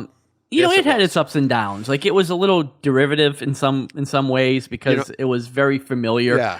But you know what I said to him? And there was go ahead. I go, a lot of people might not like it, but you and I will. Talking about me and Joe, because he's like, we like fun stuff like that. It doesn't have to be great writing. It's a Mark Wahlberg movie, and it was a Mark Wahlberg movie. And the funny thing is, like, I'm watching that show about people that have lived through all their past lives and like all this fantastical stuff, and then I'm finding myself with the stunts going, give me a break. There's no way they could do that. Like when he jumps off the cliff on the motorcycle and lands on the wing of the plane, I'm like, come on, dude. Like, even I can't buy that, It's like, some of it is so weird, but then I'm like, I have no problem believing that, I like the trailer, doing like, this or that. It takes 10,000 hours to master something. Imagine if you had 1,000,000 hours. Right. Yeah, pretty good. Yeah, be pretty good at it. Could be pretty good at it. If there's 1,000,000 hours of jumping off cliffs with a motorcycle to land on airplane wings, but all in all, it was fun. Like, it wasn't, it wasn't the smartest movie I've seen. Exactly. It's not going to change the world, but it was fun. Right. It was entertaining. But it was fun. Grab a box of popcorn. It was a fun 2 hours. Put it on, turn up the stereo or whatever, and watch it. It was fine. Nice. Glad you enjoyed it. Yeah. So that's one I was going to ask you about. Okay. Then we watched season 2 of Selena was on Netflix. Okay. And we watched that. That actually came out a little while ago, but we kind of forgot that it was on. But we watched season 1 a while back and liked it. So, it was really good. Now, this is the end of the story. Spoilers, but Selena gets killed at the end.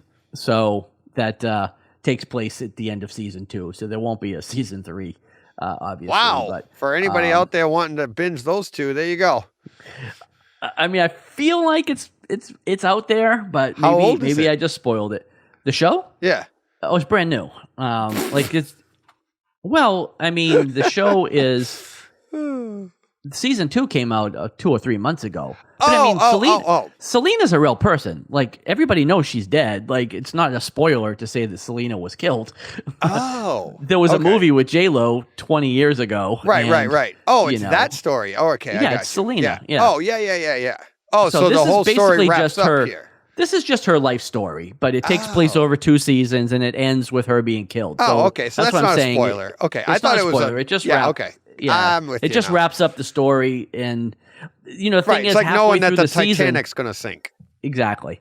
Right. Halfway through the season, I wasn't sure if they were going to get there or not, and I wasn't sure if they were going to have another season or what have you. But it ends up wrapping up. But it was really good. I mean, again, if you don't know the story, it's just like the movie, except more of it. And, more story. You get more story here. But it was really, I really enjoyed it. I thought it was pretty good.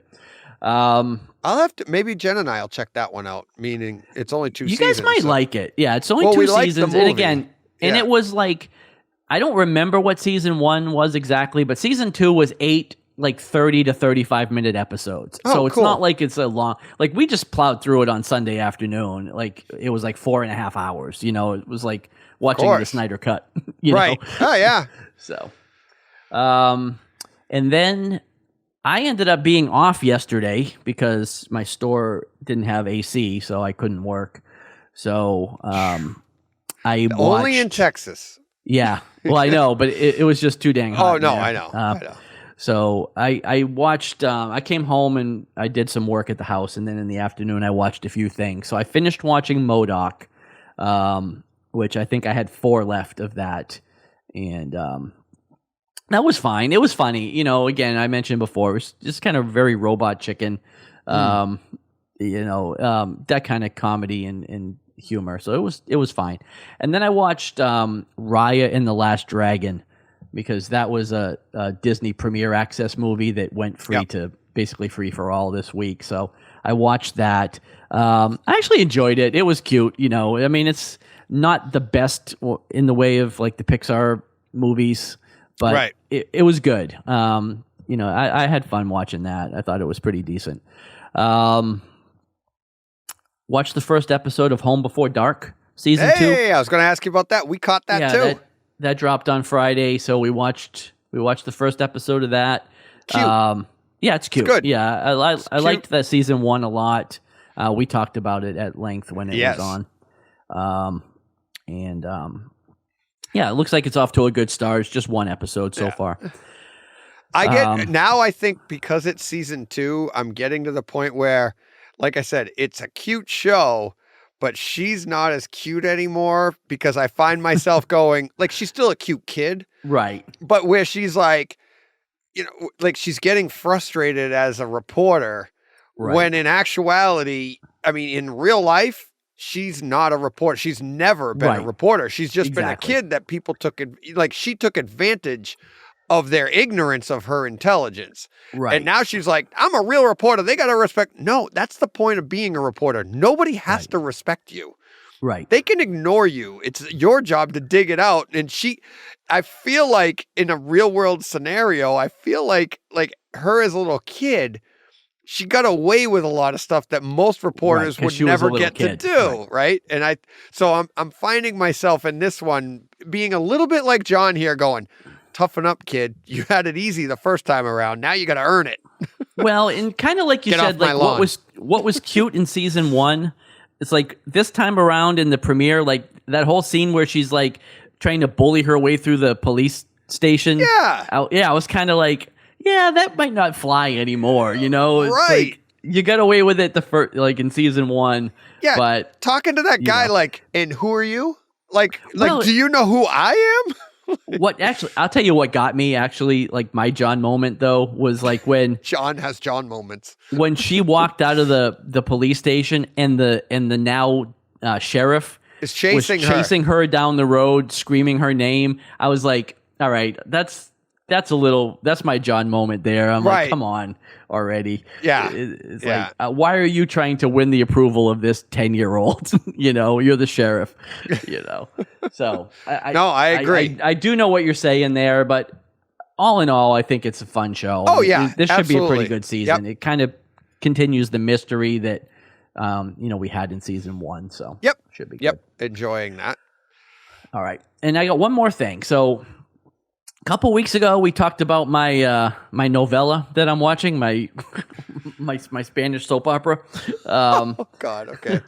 So we watched a couple. Well, here's the thing: we watched a couple more episodes of this, and then I found out that there is an English language remake of this show that was done on USA. Fantastic.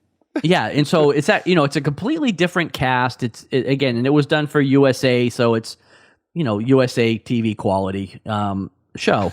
And is that good or bad?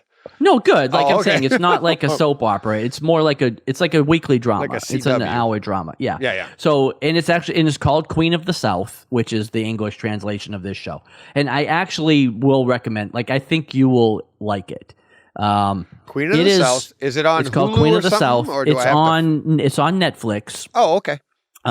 Stars Alice Braga is the main character in this one. You'll recognize her when you see her. She's not super well known. She played the Doctor in The New Mutants. And she's been in a couple of other things. Yep. Like you'll recognize her when you see her. Right. So she plays the main character in this. Now, the themes are similar to the other show that I was watching, although that was very much a soap opera and this is very much like a drama. So there's lots of things like this has 4 seasons that are total 56 episodes, I think. Season 1 of the other show is 65 episodes because you get into a lot of the soap opera stuff that this show just doesn't have, So, nice. But we have kind of transitioned to watching this version of it because number one, it's better. And 2, it's much easier for me to watch because it's in English and I can understand it better. But I think you'll like it. It's actually a really good show. So, okay. So you should check that out. And Jen would probably like it as well. So. All right. Cool. Yeah. The only thing that was it. We had a lot this week. Yeah, you did. Yeah, and we touched on most of the stuff I've watched. The only one we haven't touched on is Lucifer. We're still plugging away. I think we have 1 episode left of that, which I'm going to watch as soon as we're done here. Very much looking forward to it. But nice. I did find out this week that Jen's not enjoying Lucifer as much as I am. Oh, really? Yeah. She doesn't like it as much, huh? She doesn't like the season as much. And I was like, really? I was like, I thought we were dragging it out because we wanted to drag it out. And she's like, no, I could care less. Just finish it. And what's funny is it came up in the middle of an episode. She just looked over at me and goes, "Can we go back to the musical one?" And I was like, "What?" Like, because she really loved that one. We both did, right? But yeah, it's like she's not enjoying it as. I think she just wants them to get to the point. And I'm enjoying the story. Well, where are you? Well, you said you only have 1 left. 1 or 2, maybe something like that. Okay, so you kind of know where the gist of this season. Yeah, now, then, right? Exactly. It's really Lucifer's like the war for heaven and hell is coming. It's right. I've just got to that point where they find out Michael is behind everything. Okay. Yeah. So and then it really sets up like what season 6 is going to be, and should be actually pretty different. I think season 6 is going to be very different than what the previous 5 seasons have been. Right. Because I feel like we're not going to have the murder mystery of the week type of thing.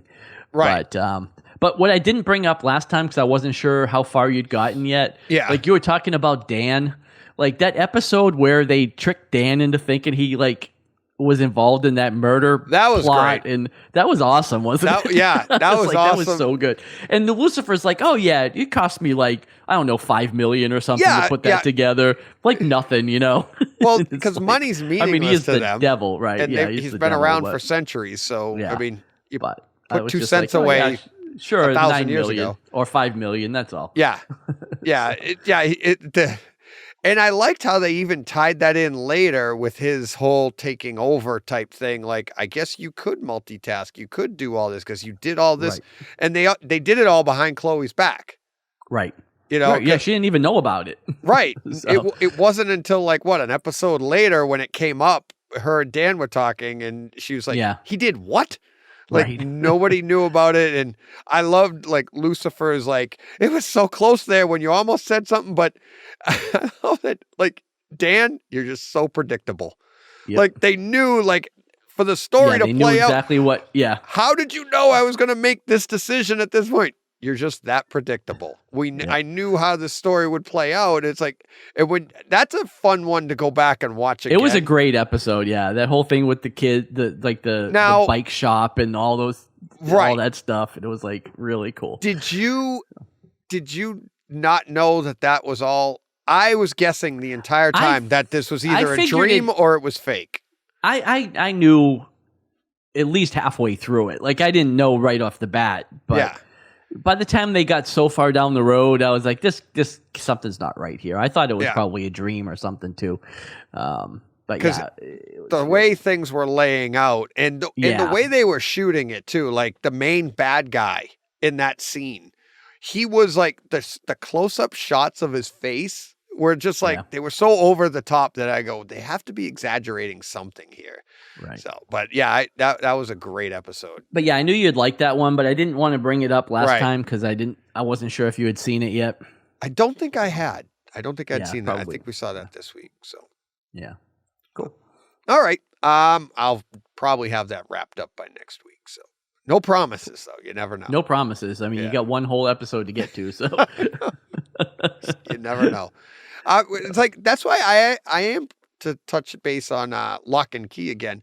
I am kind of looking forward to that because it's not often that it's harder to find shows that Jen's really interested that I would be that would be for the show and stuff. So that one we did enjoy together. We had conversations about it, so I'm kind of looking forward to that one as well. So you guys would probably both enjoy Selena, and I think you'd both enjoy Queen. I think we're going to try you'd both that. enjoy Queen of the South too. So I would definitely check both of those out, especially if you're looking for things to watch together.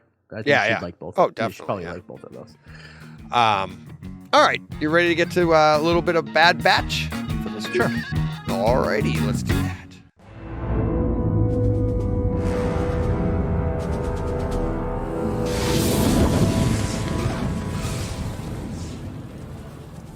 So this week's episode, I thought it was one of my favorite ones so far. How about you? Yeah, I thought it was really good.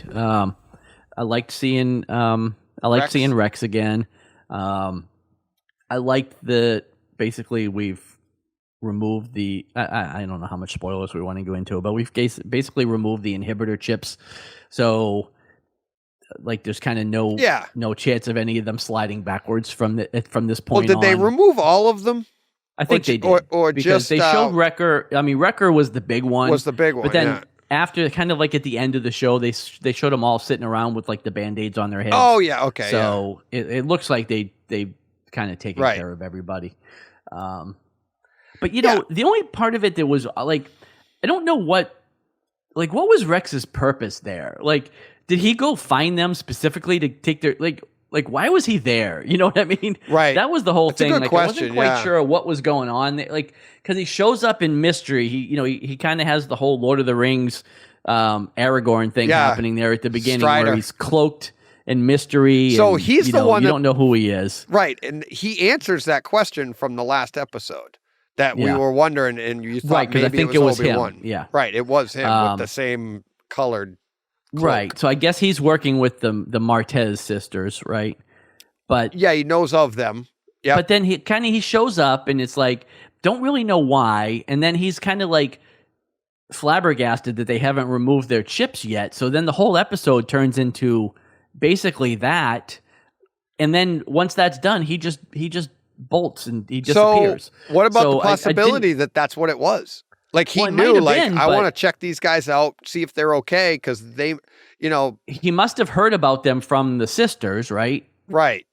And so maybe he went just to check on the chips. I'm not really sure, but his whole reason for being, I didn't quite understand, but that didn't take away. I mean, the episode itself I thought was really good. So what did you think of the end of it? They kind of ended this one the same way as they ended the last one, where Rex is on the radio talking to somebody. Who's he talking to? Right. I don't think it's the sisters. I feel like he's and that was the whole thing. Like, and was I'm trying Rex to put that we saw, or was it whoever Rex is working for that we saw? You know what I mean? What do you mean? Like at the end of the last episode, when we saw the hologram, we thought it was Obi-Wan. Maybe. Right. Good point. Could have been Rex, or maybe it's whoever Rex is working with. You know? Because we still don't know. Like he says they're working for the Resistance or the Republic or whatever they call it, and he's still working for the the good guys. So who is that? Like who's that team? Who are they working for? Is it Saw Gerrera? Could be. I don't know. So I don't think we've seen the last of him. But the next time you see Rex is in Rebels. So. Right, and that's why I was trying to put timelines together because he says, what's his name, the head Bad Batch guy? Hunter? Is it Hunter? Yeah, he goes. Yeah, I think so. Yeah, the one that looks like Stallone. Yeah. He says, like, if you ever need us, you know how to get a hold of us, right? And you know that they end up doing that in Rebels. They get a hold of them, and it's which is kind of funny, like when they go bad, or wasn't the sniper guy that's gone bad here in this series? Yeah, wasn't he? Yeah, wasn't he in Rebels? I don't remember. I think we honestly, had this I don't remember. Yeah, I'd I'll have to go back and watch it again. Because I don't remember their story in Rebels. Right. Exactly what happened with them. But Wrecker going bad in this episode, you knew everything was going to get cleared up because he goes on. He was in Rebels, so when they meet up with them, you kind of knew anyways, yeah, because I know of who he is. But, right. But yeah, I don't know. Like I said, I thought it was good. It just advances the story a little bit more. Again, we got to keep in mind that this is a 16 episode deal, so it feels like it's moving slow. But we got a long way to go. That's why I don't mind talking a little bit of spoilers on it, because I can't imagine a lot of people are going to binge this. It's like, this is 16 episodes. It's taken the summer. It's a good one to, and you're only getting one a week anyway. Right. So I feel like if you care enough about the spoilers, you probably have already seen it, because it's only a 20-minute commitment every week to watch it. Exactly. So by the time you get into us on Wednesday, it's been a whole week already. So yeah, I don't know anybody. And if you're waiting till it's over to binge it, you're not going to remember anything we said anyway. Yeah, exactly. So, all right. That should do it for Bad Batch. You know what we didn't talk about? What? What are we looking forward to next week? Let's wrap up with that. Then we'll go into Kryptonite. But we never said what we're talking about for books next week. Yeah. So Image Comics has Compass #1. And then Aftershock has Seven Swords #1. So those are the two that I'm planning on checking out. What have you heard about? They're out today. So they're out today. I haven't. I've seen the. I've seen them both, but I haven't had a chance to read either one. I mean, honestly, I don't know anything about either one. They're just the #1s that came out. Okay. All right. They're just the indie #1s. So that's kind of my criteria at this point on what I'm gonna. What we're going to check out. So, right. Neither one of these have buzz for me. Like last week, we had Moths, and the other one that we were kind of looking forward to. These are just the number books ones that are, okay. Just the #1s that are coming out. So Seven Swords looks kind of fun. It does. The cover of it. I like the, little swashbucklers or something. Yeah, it should be good. I'm hoping it's good anyways. But it's very Aftershock, much and it's the Japanese, Seven Samurai. Shogun, Seven Samurai type of thing. So I'm always down for that anyway. So we'll see. We will see. Yes. Yeah. All right. We will wrap it up right there. We will be back. Don't go anywhere. We're going to get into some Loki. Hey, stay tuned. I was told at the top that we were going right into it. That's right. All right. Let's get to that. In the meantime, if you're not sticking around for that, you can reach us. You can reach John at Arkham Comics with an X on Twitter, and you can reach us or me at brightside_chat. You can reach both of us by email, thebrightsidechat@gmail.com, and you can check us out along with Comic Talk Today over at Nerdy Legion at nerdylegion.com. Check us out along with the Nerdy Legion podcast. What have you watched lately? All of this great stuff. nerdylegion.com. Podcast Network. Easy for me to say. Why did my mouth almost fall off? Tongue twister. Yeah, I don't know. And you can check us out on YouTube if you're not already. If you're not one of the 18 we grabbed another one this week. Somebody hit subscribe, so that's pretty cool. We were at 17, which is my favorite number, and now we're at 18, so that's pretty cool too. So maybe we'll top 20 this week, John, huh? That would be 2 dozen. Two sets of 10. I don't know. Yeah, 2 10s. All right, let's get out of here. I want to get to Kryptonite. All right. Live long and prosper.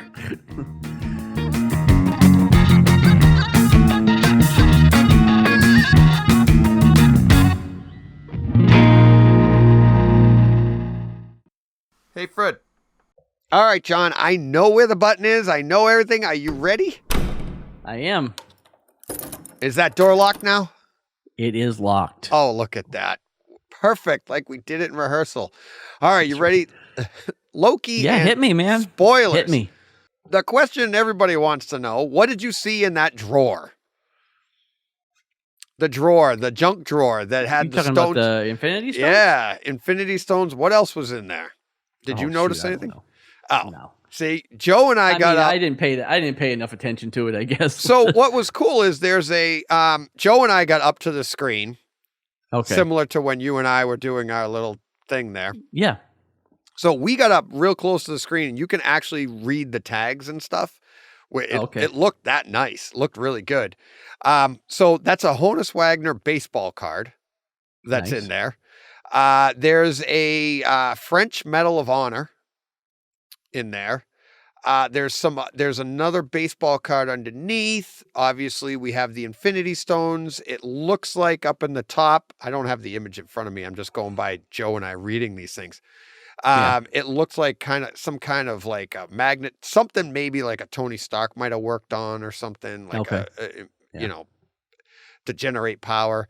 But a lot of it was, I think it's supposed to be a mixture of things that are powerful to us, but also like they're important, but to them, it's just a junk drawer.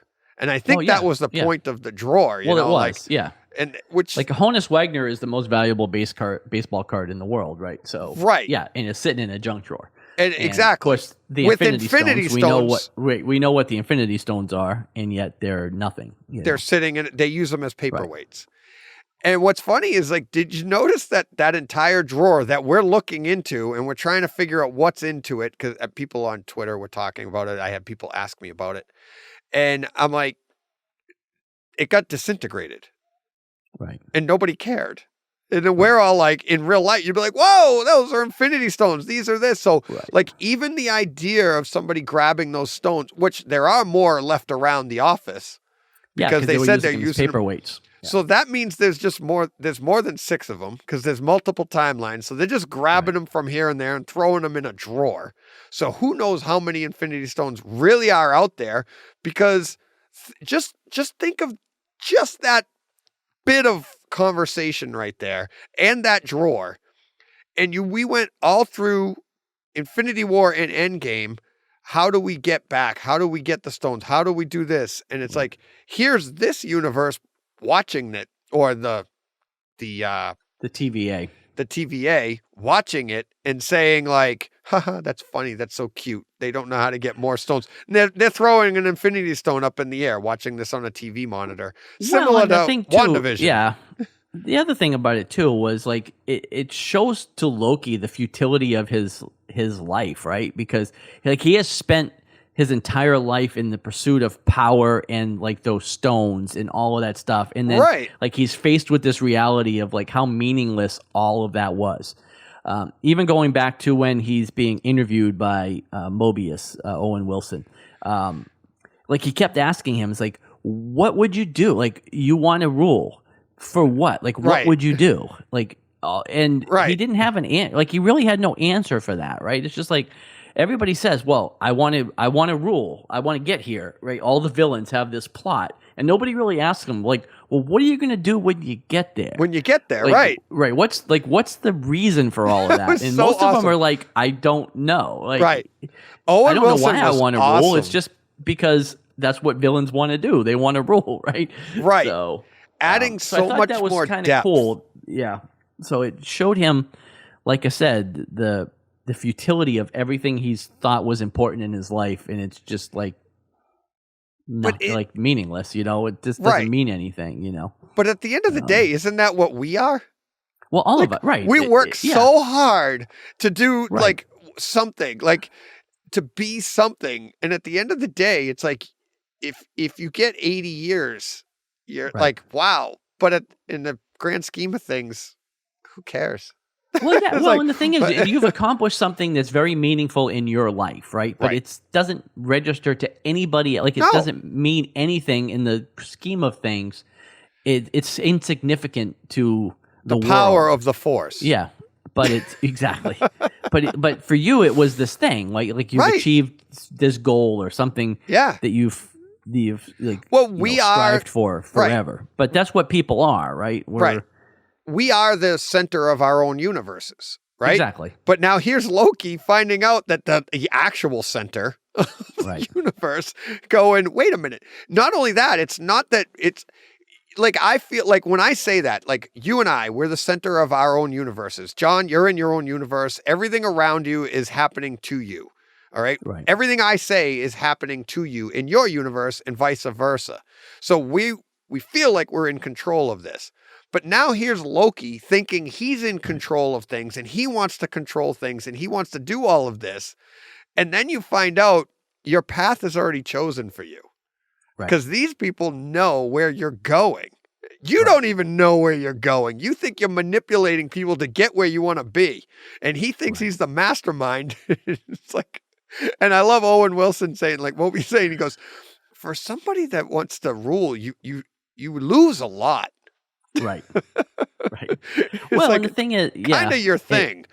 Well, and the thing is, like, nothing registered for him until he started to see the things that, like, his future, right? Like, everything they were showing him from the past didn't register to him at all. It was just kind of like, yeah, it's whatever. This was my plan, and I'm still going to do this. Right. But then they start showing him, well, this is what happened. This is like, your it's mother. a wonderful life, like It's a Wonderful Life moment. Like, what happens, in this timeline where you weren't here or where you did these things. And then he sees his mother being killed and he sees all these other things that happened. And he sees him fighting alongside of his brother, which at this point, this version of Loki is still at odds with Thor, right? Like they haven't come together. And all of that stuff is when he realizes that, he has no control. He has no choices. That it's just, you said, everything's laid out for him. And then he sees the end of his life. Right. So he sees himself being killed. Yeah. And he realizes he's like at the beginning of this, he thinks that this is all laid out by well, how about go back to, which I thought this was a really cool scene too. The scene when he says he realizes there was time travel involved with the Avengers. And he goes, he didn't know it at the exact moment, but here he is, at the TVA and dealing with them. And he's like, okay, so time travel was involved because I smelt the scent of 2 Tony Starks, which was an awesome line. But that was what gave him the clue that they were dealing with time travel here. But he thought that they used time travel to battle him because this is the 2012 Loki. But then he finds out later on that not only had nothing to do with him, that his entire life, he thought this was all about his ascension to greatness. He never gets there. He just gets killed. Right.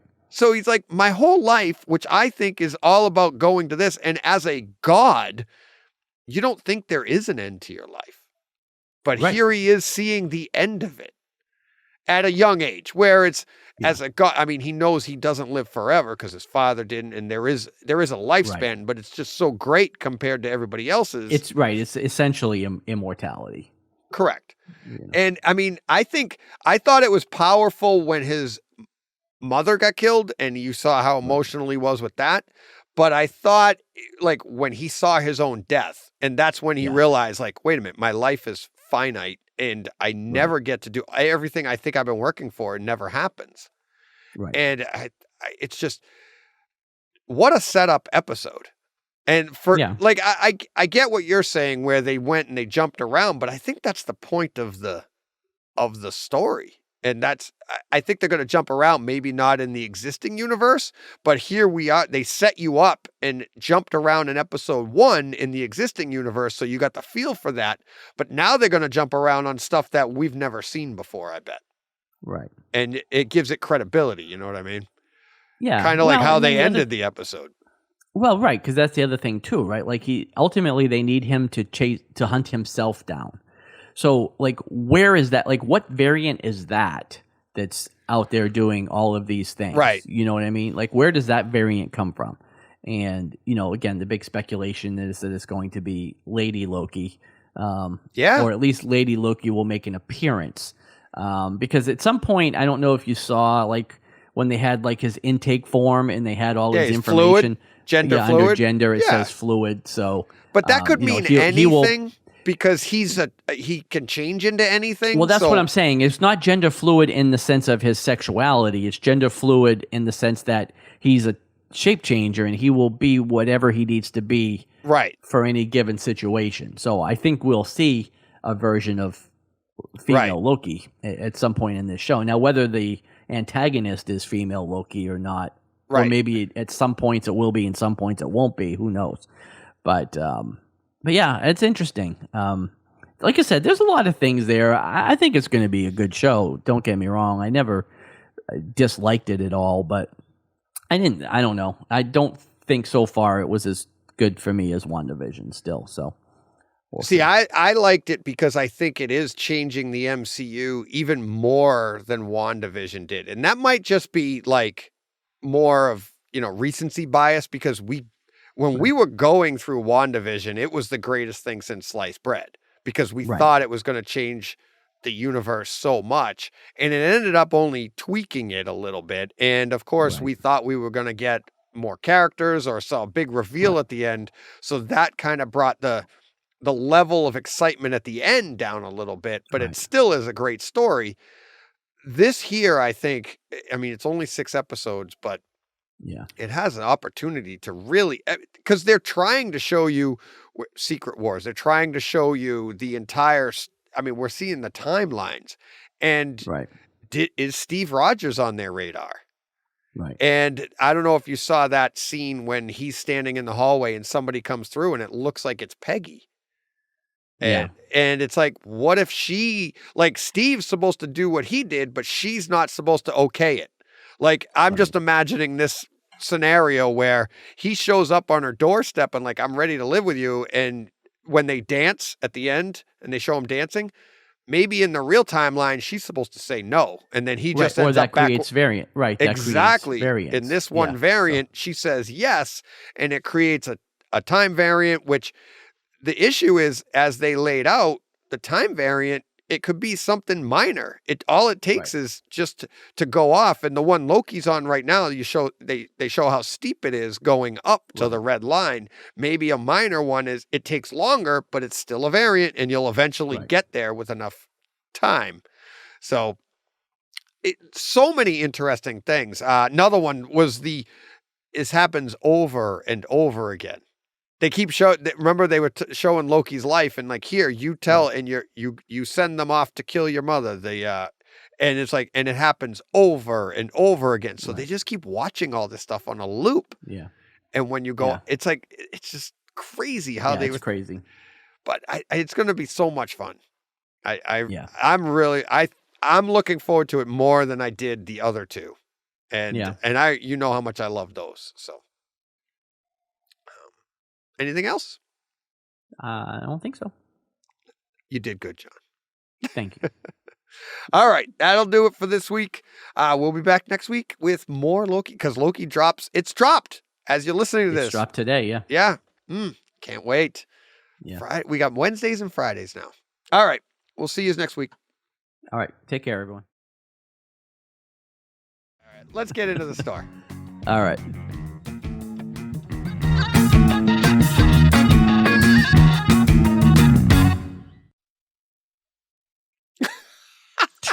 I'm always waiting for the bell. You're like, it never comes. Right. It's so funny because you're like Sheldon at the end, like where they're like, dun, dun, dun, dun, dun. Yeah. And you move on to something like, he goes, waiting for it. Yeah, you're waiting for it. That episode when they did the dominoes.